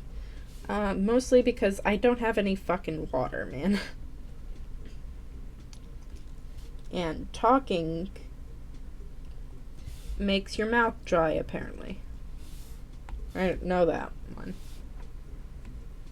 So, tell your friends this cool, amazing fact that you learned here on the on the meta fucking stream.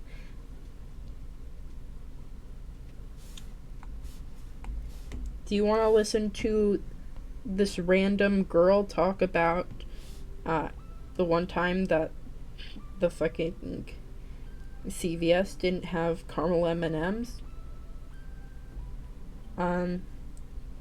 Now you can listen to that because that's very unique. Let's see.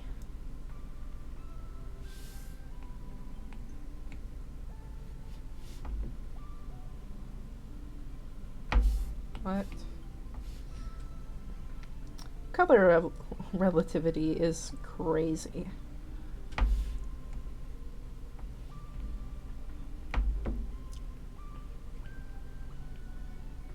Also, I need to get that animation working on the Be Right Back, but I don't know how to fix it, so it's just gonna be like that until, like, someone smarter than me, with computers specifically, is good at it, or, like, can help me, or something. I don't know. It's not, like, a major component, but it still should be, like, represented, that kind of thing.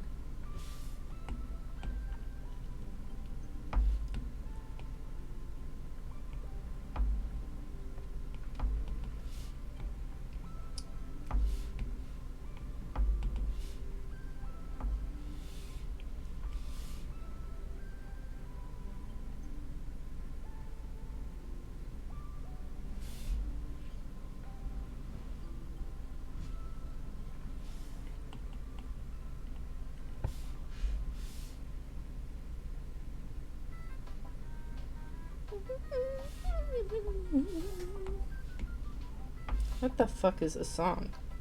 Where have I heard it?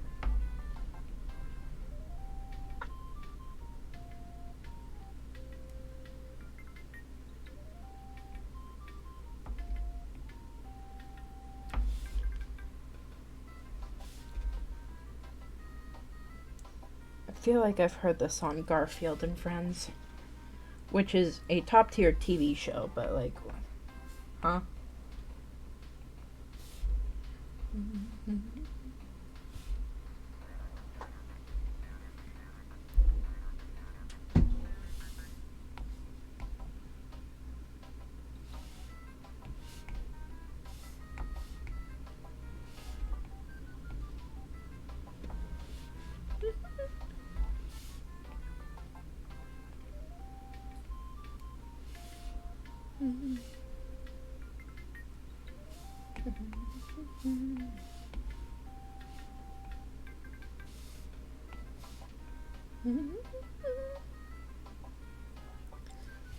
I think I'm gonna leave you with this silly, goofy, music for a second. I need to fill up my water. It's getting ridiculous.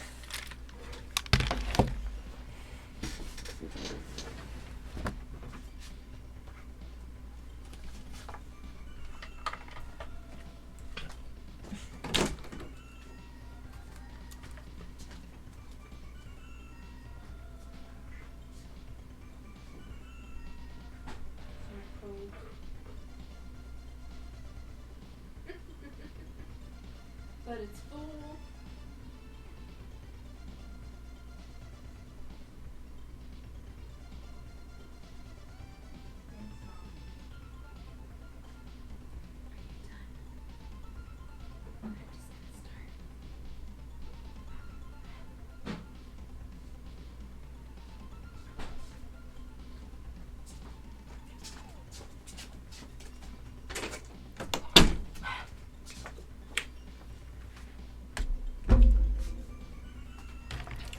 Alright, break's over. I got water. You can go back to drawing Miss Seraphine.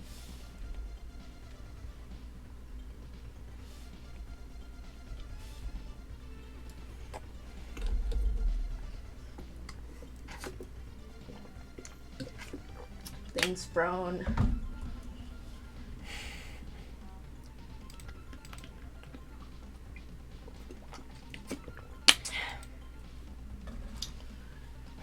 You never know how much you love water until you miss it. Except for me. I love water all the time. It's just that I'm lazy sometimes. So that's just a reminder to you, chat, too. You should get your waters. If you've got any, you know, be sure to hydrate yourself. It's a good idea to do so. And it wouldn't hurt. It'd only help, really.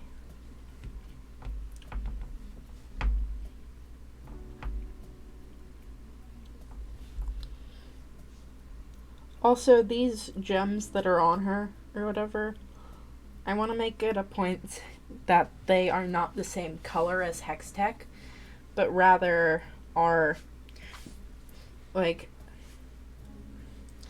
more of the colors of Zon and, what's it called? Piltover together.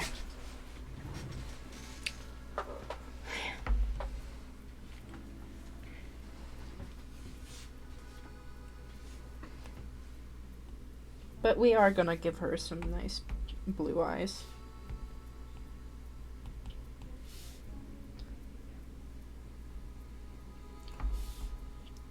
Though, you know what would be cool?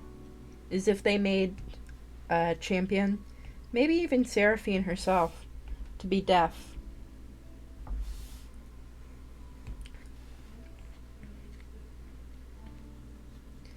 I mean, like, it's got the setup for, like, a disability story or whatever. You know, you got the fact that she can't hear anything, but she can, like, hear the heartbeats of others and stuff like that.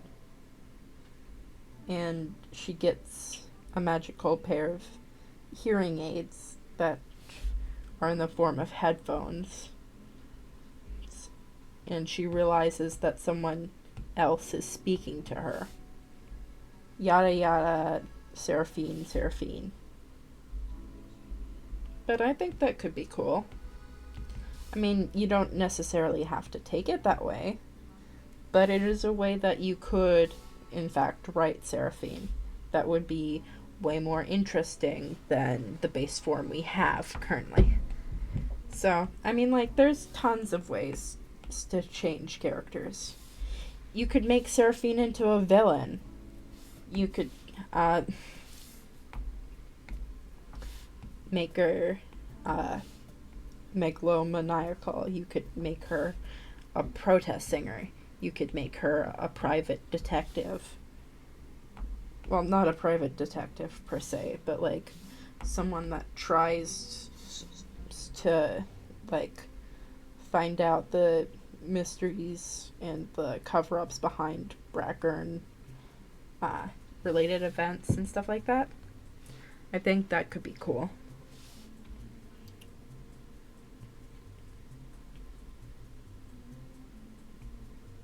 Bro, what the hell?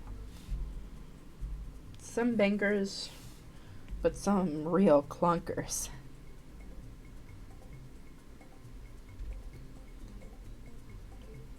Hey yo, wait. Maybe I was too quick to judge. This might be good. Any cat do you have any cat jams on you currently?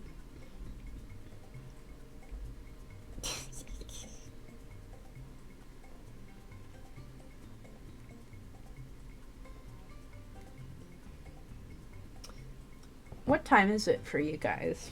It's 'cause honestly I need to find a more efficient schedule. I mean, like, I do think that the every week on Friday or whatever, you can see me. I think that's a good idea. It's just that, like, if my friends want to be on the stream, they're gonna also have to stay up pretty late. Uh, you know what? I'll figure it out. I mean, it's all my decisions, really.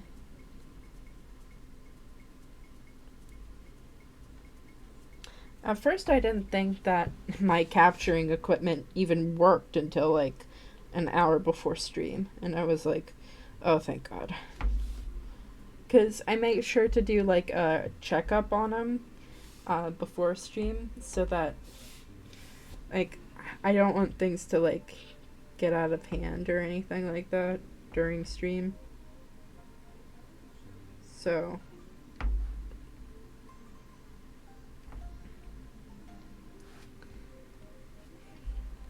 I mean, it probably hasn't helped that much, but you know, I think it's just there so that I can calm my own anxieties about things to come.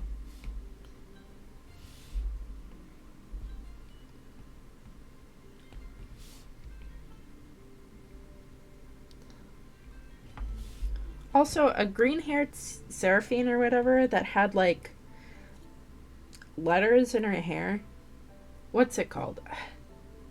Because like I'm referencing like a specific tradition where you write like wishes and then you tie it to bamboo. Whatever.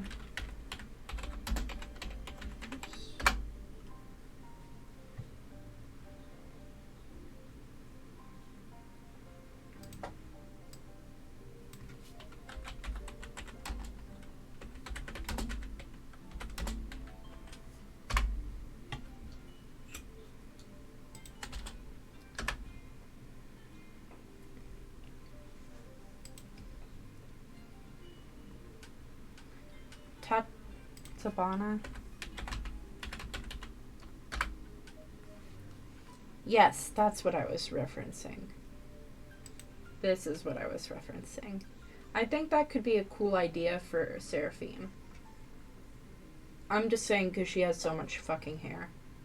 But, yeah.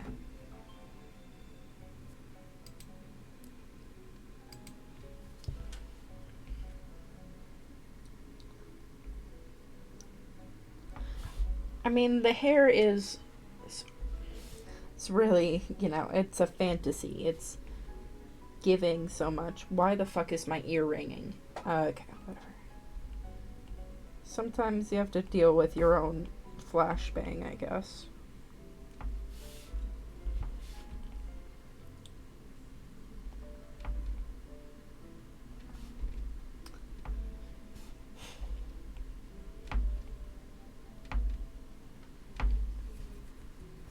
Ow!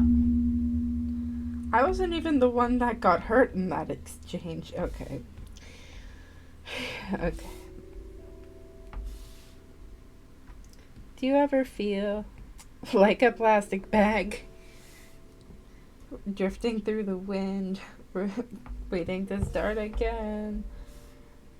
Do you ever feel oh so paper thin, like a hurricane?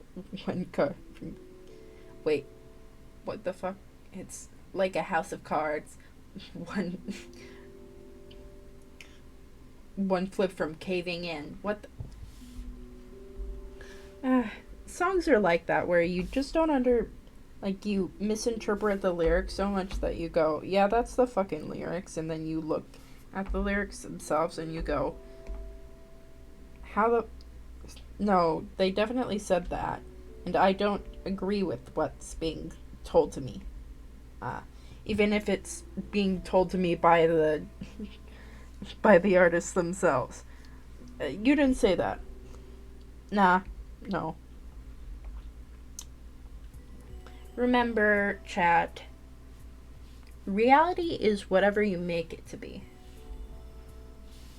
So, you kind of just go wild. Have fun. You don't have that much time. You know, might as well make it fun. Go a little wild. Go a little crazy. Go a little goofy. Go a little silly. Things might be cringe later, but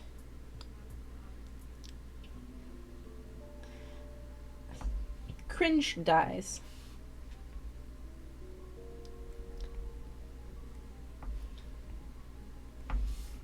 Moments you passed on just because you thought that you were like too scared or like that kind of thing to do it.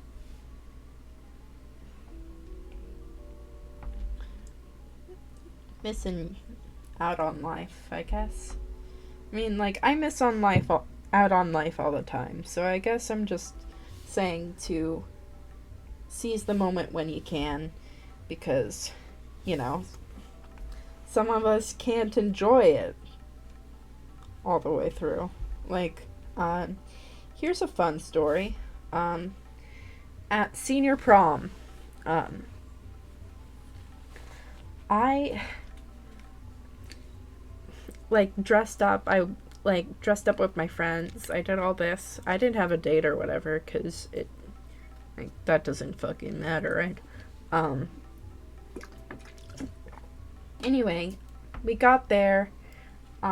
First of all, I didn't have an ID. Second of all, they took my my pills that I use for being okay stomach wise most of the time. They threw it out because they thought it was party drugs. I don't know how to explain Lactaid to a 40-year-old woman. Surely she's seen it before. I don't understand.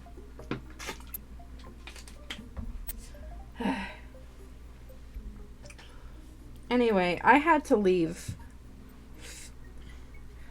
very, very early on in the night because I was in so much agonizing pain. It was not fun. I mean, the part with my friends and I got to dance and all that stuff, that was fun. But I'm just sad that I couldn't, enjoy it like a regular person. I mean, that's always been kind of a problem in my life. Where, most of my stuff is fine. I've got 20/20 vision. I don't need glasses. I've got excellent hearing. My grades pretty well. They did pretty good. That kind of thing. But it's always just a complete breakdown of my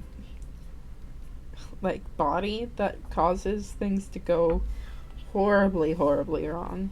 It is crazy how much that happens. It's like I'm never sick at all, or I've got one of the most deadly illnesses wafting over my body. I mean, I guess the stuff I'm dealing with now isn't really what you consider life-threatening. It's more just chronic pain. But it doesn't make it any better. I mean,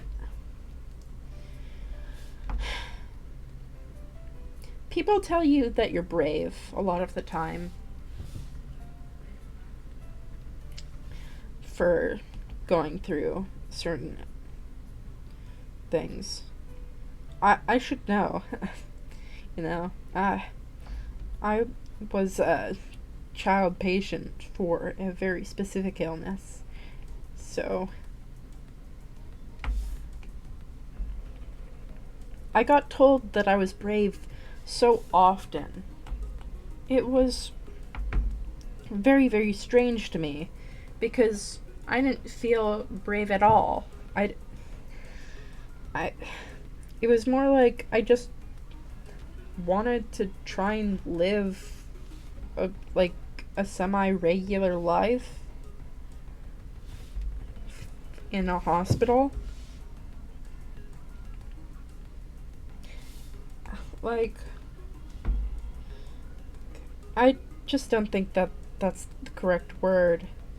Because to me, my life is relative, I guess. Because I guess there's like the little kid thought in me that's like, bro, what are you talking about? I'm not gonna fucking die. What do you think I am? 80? No. But it's just a thing of, I feel like credit doesn't go to the right things a lot of the time. And I often found things like my mom's friends sending thoughts and prayers, or that kind of thing, to be very disingenuous. I mean, they probably were grieving for real. It's not like they probably, like, they weren't, probably. Like, anyone gets that sinking feeling when they've been told that you've got that illness. But, it just never felt right. Like, I guess it's because I'm not much of a religious person anyhow. So whenever someone goes, "Oh yeah, I'm praying for you," I'm like, well, that's great and all, but it's mostly to help the other person cope more than it is to actually comfort the victim of said illness in any way. A little kid doesn't care about that. Me at 10 didn't give a single fuck about that. I didn't even know, like, who half these people were. But, like,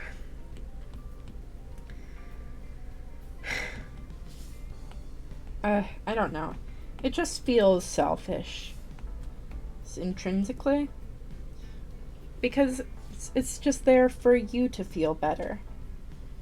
So that you don't have to think about the loss the family that you know very closely is going to likely experience in the next couple days.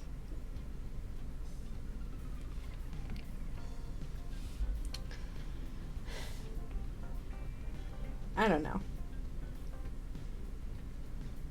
I know that a certain YouTuber's recent uh, departure has really rattled, like, my little brother especially, to very deeply to his core. Mostly because it hits way too close for home. I mean, like,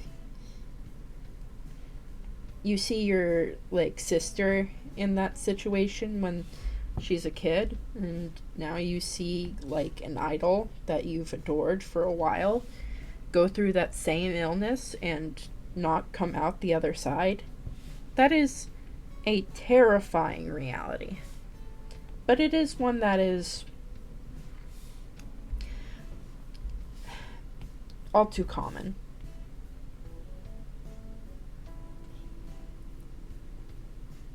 Maybe it's just weird. None of, like, the movies or anything like that helped me. I mean, I think that my favorite time spending, like, literal months and months of my life inside a hospital ward was, like, watching Pokey Park playthroughs. Because it is very boring in there. Also, like, the IV bags that are on stands fucking suck. I mean, like, they don't suck, like, they don't suck at their job. It's just that they suck at being mobile. It's It's like every time you give something four wheels, it decides to not do something correctly. It was very annoying because it was attached right to my chest.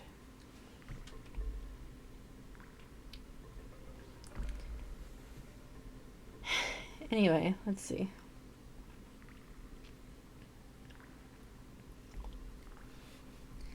I think that's kind of like my first taste of a parasocial relationship, actually. Is my mom's friends and like my dad's friends, that kind of thing, sending prayers for me. That's not doing anything. I don't know these people. They might think they know me. They might know me. But I have completely lost any recognition of them in my mind. I do not care. I mean, like, when it was my friends from school sending me cards and stuff like that, that made me feel good because, you know, it was actually something like tangible. Like, people actually had to spend their like own effort on that. Like, it's not just some saying or something like that. Also, I know these people. I mean, not to the extent, because, like, most of them weren't my actual friends. But, like, I got the idea that a lot of them, like, were deeply sort of changed by this unexpected event. Because y'all have to realize that,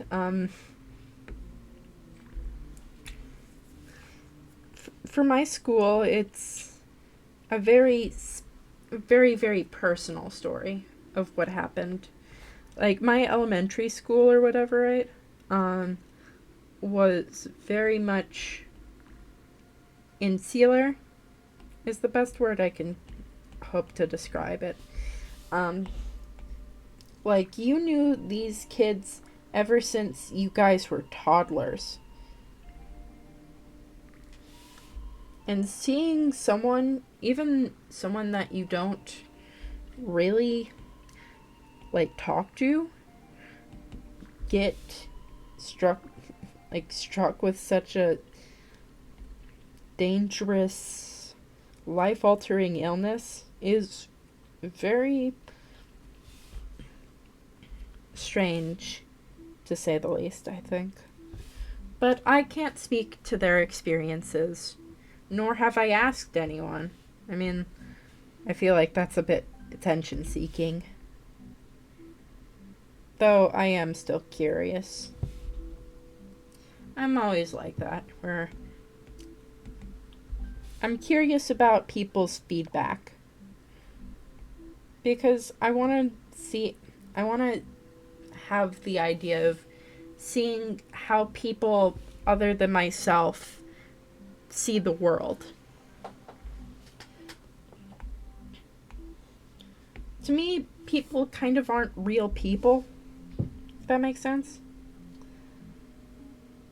I mean, they are, right? But I can't ever know what's actually going on in that head of yours. I won't ever know.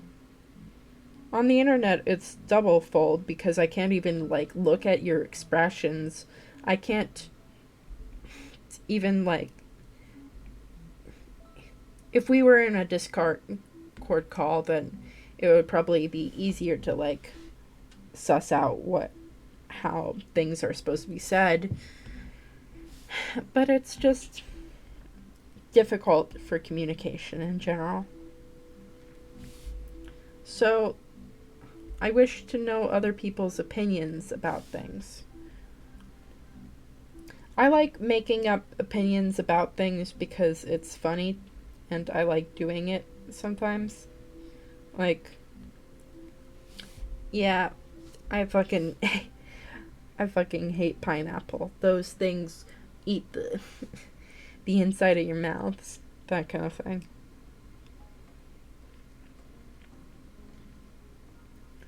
I guess this Seraphine's really made me emotional. Really, she's really an empath, guys. Do you think that she'll, like, I don't know, like, give me a signed copy of her book or something? Crazy, you know? Right? Anyway.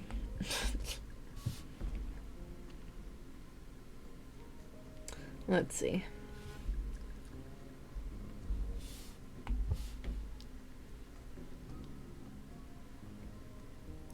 Life has been kind and life has been unkind.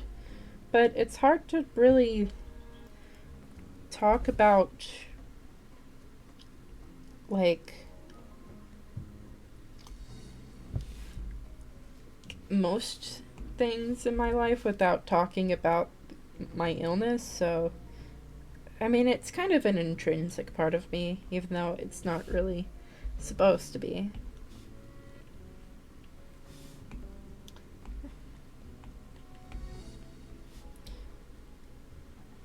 But, you know, it's just nice to hang out with you guys, I guess.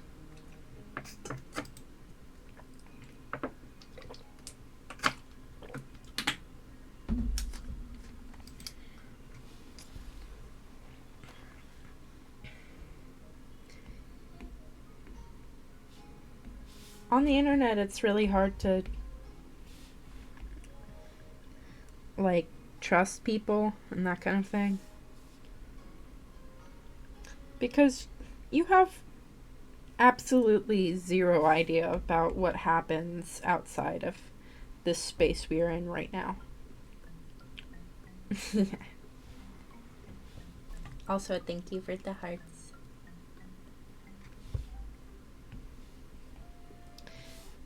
But, like, I mean, you can probably have a good guess of what I do afterwards, but you won't know unless I tell you. You barely know what my face looks like. You know what my voice sounds like, but, you know, to me it sounds different in my own head. Whenever I listen to it on playback, I go, ew, how the fuck is anyone listening to this? But, you know, kind of, I have to get better at realizing that it's just a normal voice, and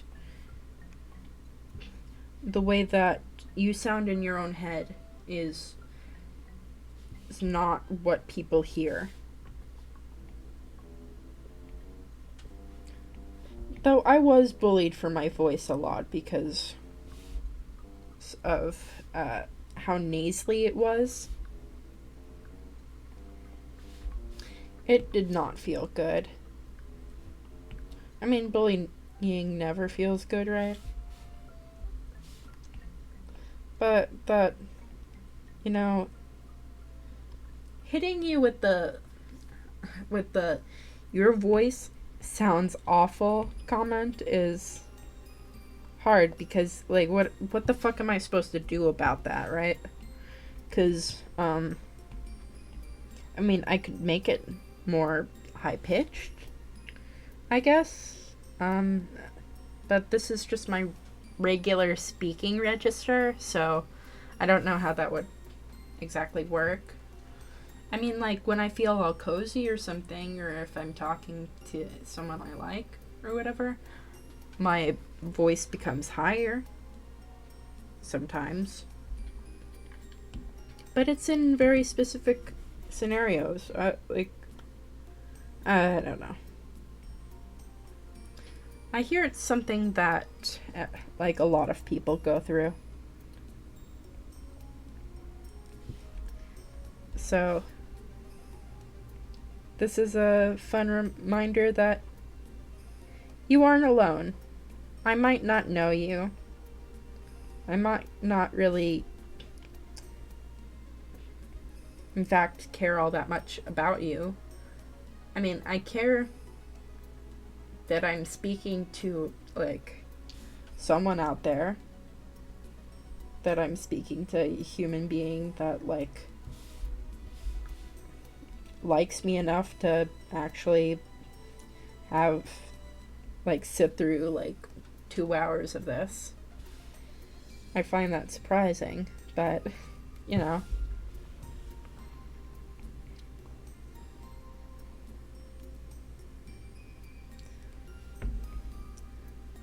I'm just happy. That even, like, anyone's, you know, gotten here.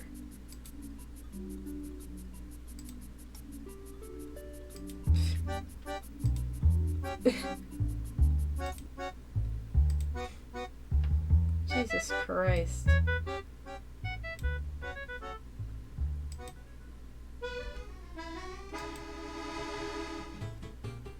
This is...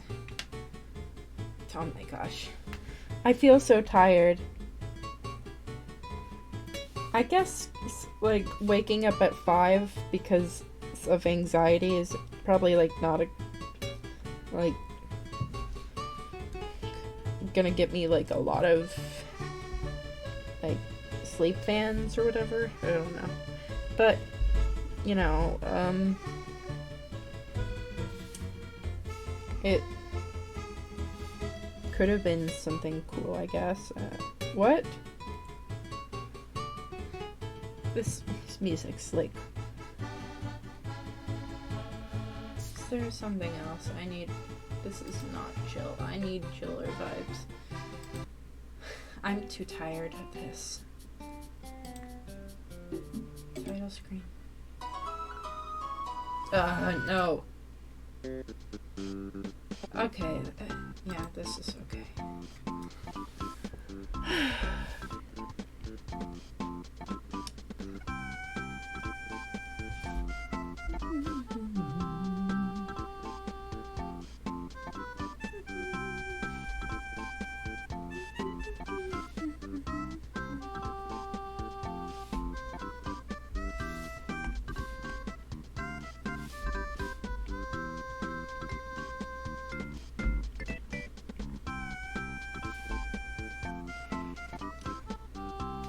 Thank you.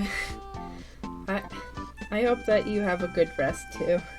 I don't even know what time it is for you, but I don't know. Today is just one of those days. I mean, I try and get in like a sort of energetic mood for streams, but I don't know. Maybe it'll just come over time or something like that, and I'll have more exciting times. Or maybe I just need to stream earlier. That could just be the problem. I don't know. Like, I've stayed up till like 2 finishing drawings before. Mostly because, like, once you get into it, you can't really stop. At least for me, that's how it is. I make daily content. Though, don't hold me to that, because I will cry and have a breakdown if you do that, so.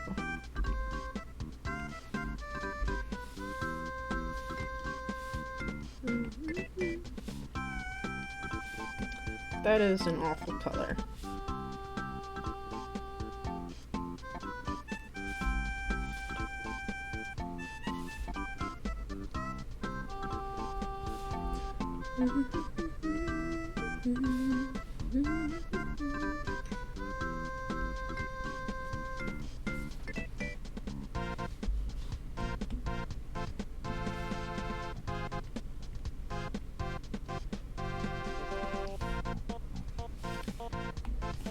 We'll have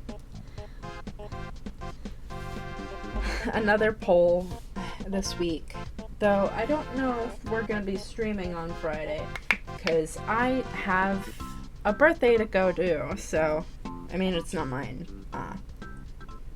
My birthday's in the fall.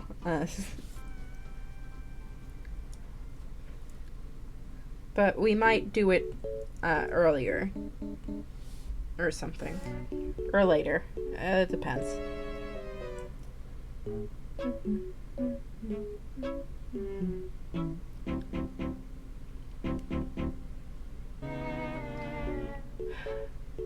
I played so many fucking shovelware games.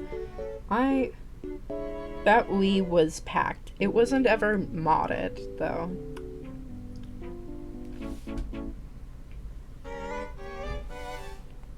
It had a ton of things on it, though.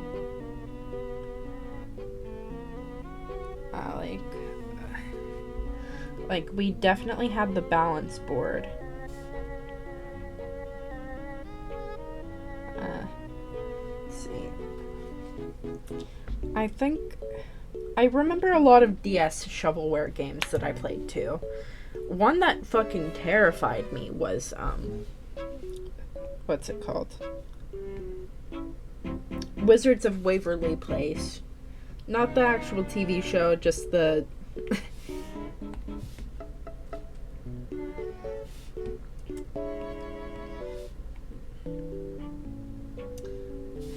the game, because it was too hard for my child brain to understand, so I was like, god damn it. Oh, here's another fun DS story, this time for the 3DS.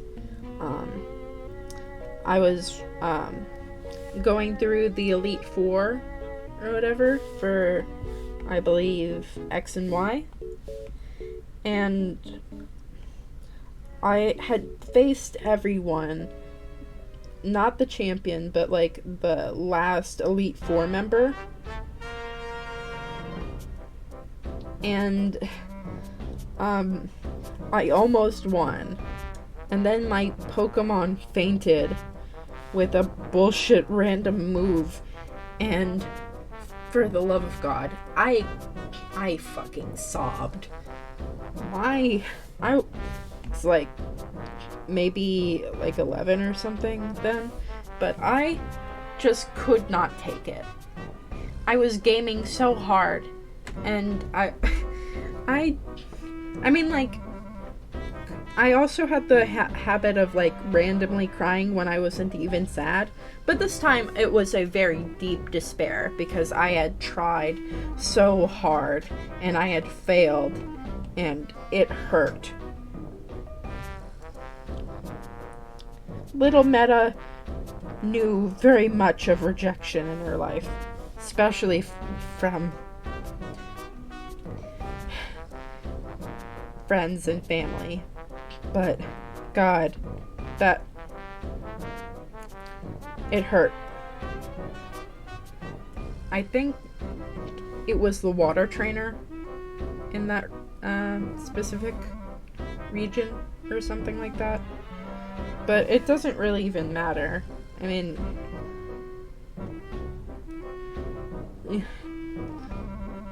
I don't care about Pokemon all that much. I like it. I was just too into it, I guess. And I just needed to separate myself from it.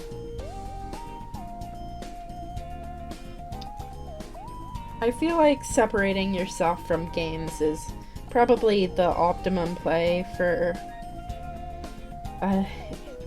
people who get attached way too easily. Like, I will run out of movie theaters if, like, there's a liar revealed scene in a movie.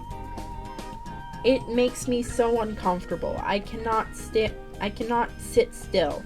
I cannot idly sit by and watch as the same plot twist happens repeatedly when I knew it was going to happen too. And, like, you'd think that would give you time to prepare, but no. And this has been, like, an ongoing thing ever since I was a little kid, where I would just book it. I think like, one of the first movies I ever did that with was Hop.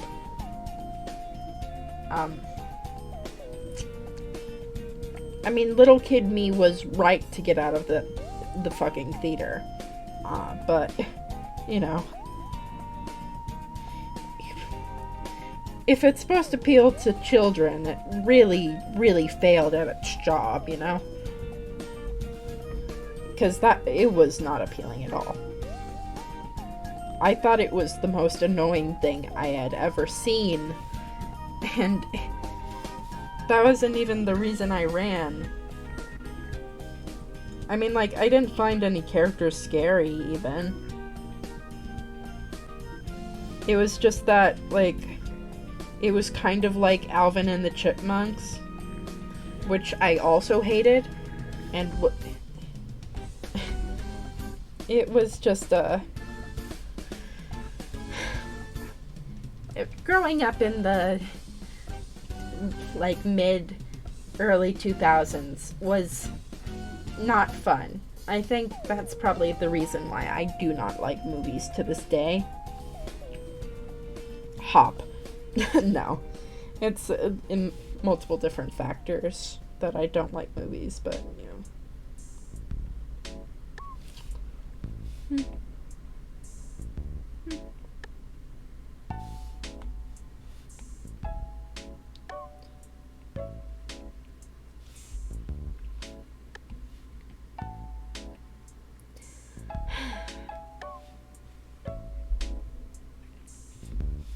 See, I think the movie that really honestly disappointed me from the concept alone was that one movie called Home.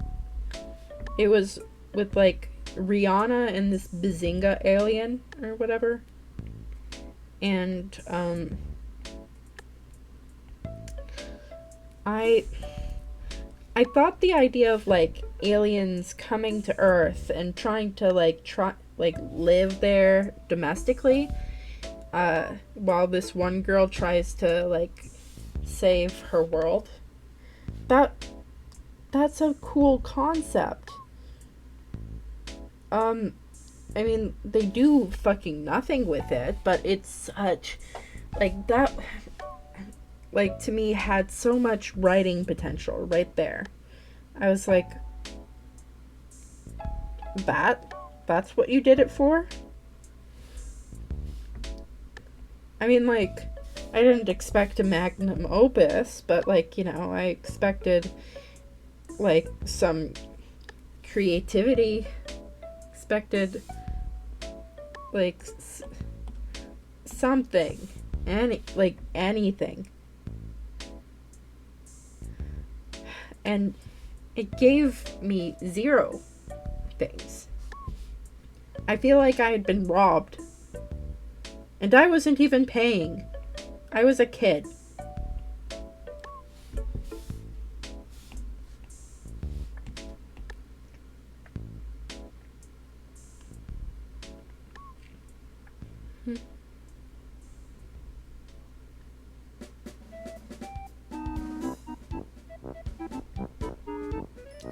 We're just cleaning up her real quick.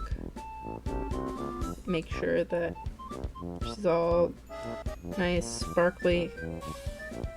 Well, not too sparkly, but, you know, I keep some of the whimsy in her design alive. She should still look a bit out of place. She should still look like she's a performer. But she should also, you know, fit within the time period. Which I guess is, like, a hard requirement for characters, but, you know.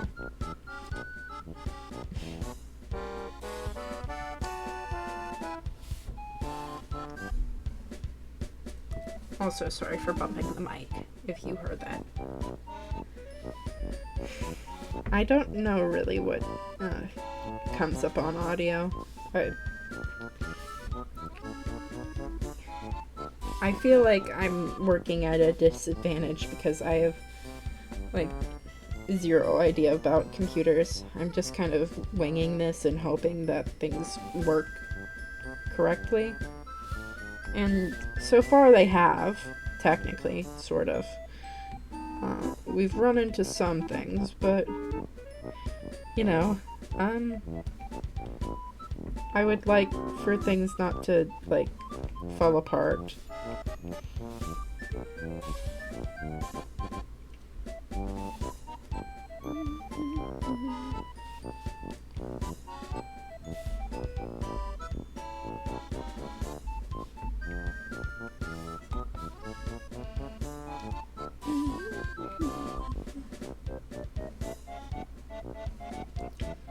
The cables also act as belts 2.0, and as you know, any character design is immediately helped by the addition of 20 belts. And if you don't believe me, just ask your local senator.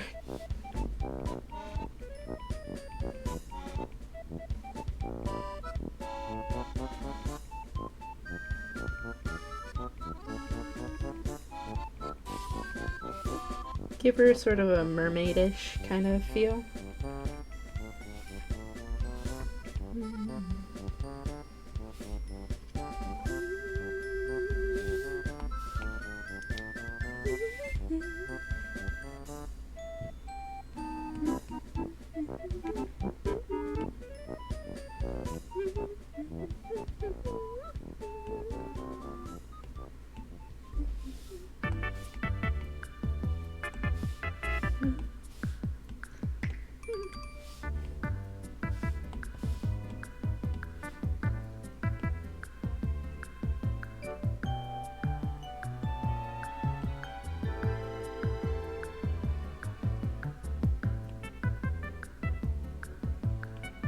Where's multiply when you need it? Fuck, nah.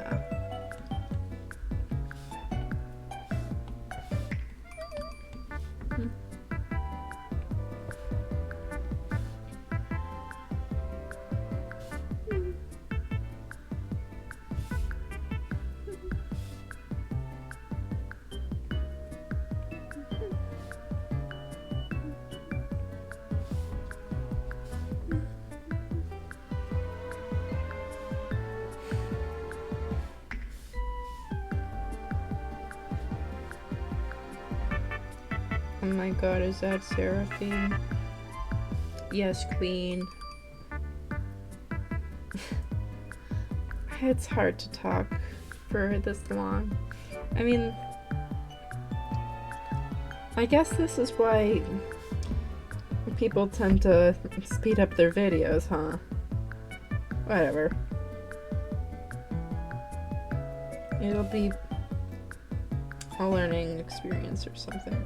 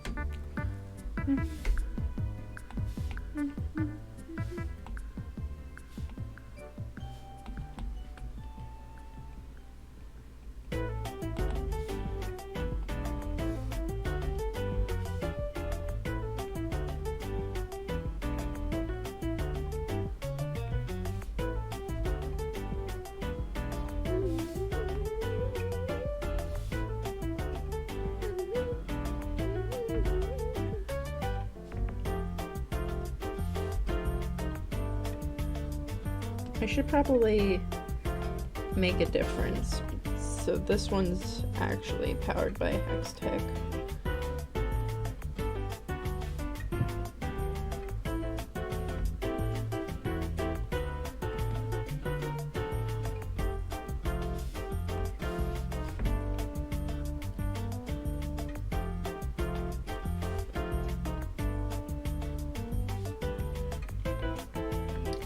Here she is, guys.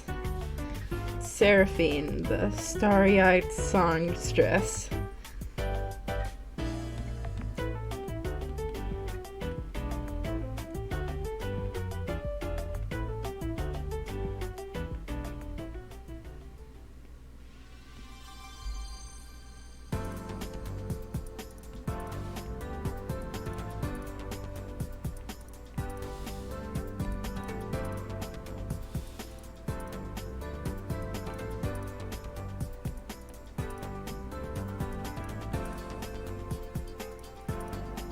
Alright.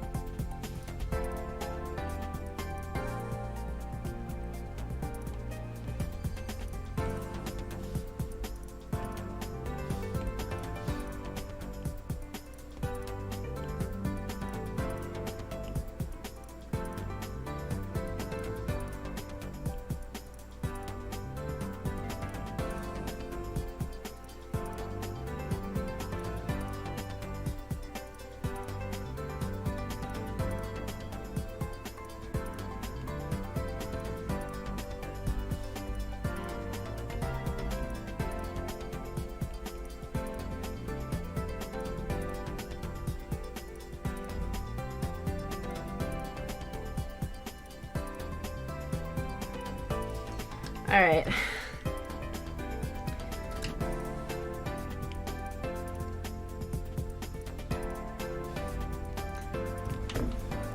There she is, chat. I hope that everyone had a good time here tonight, and I'll see you again hopefully next week or so.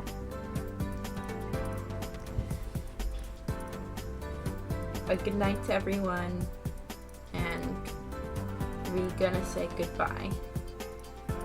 But it's not a bye forever. Always know that, alright? Alright. See you guys next time. Bye-bye.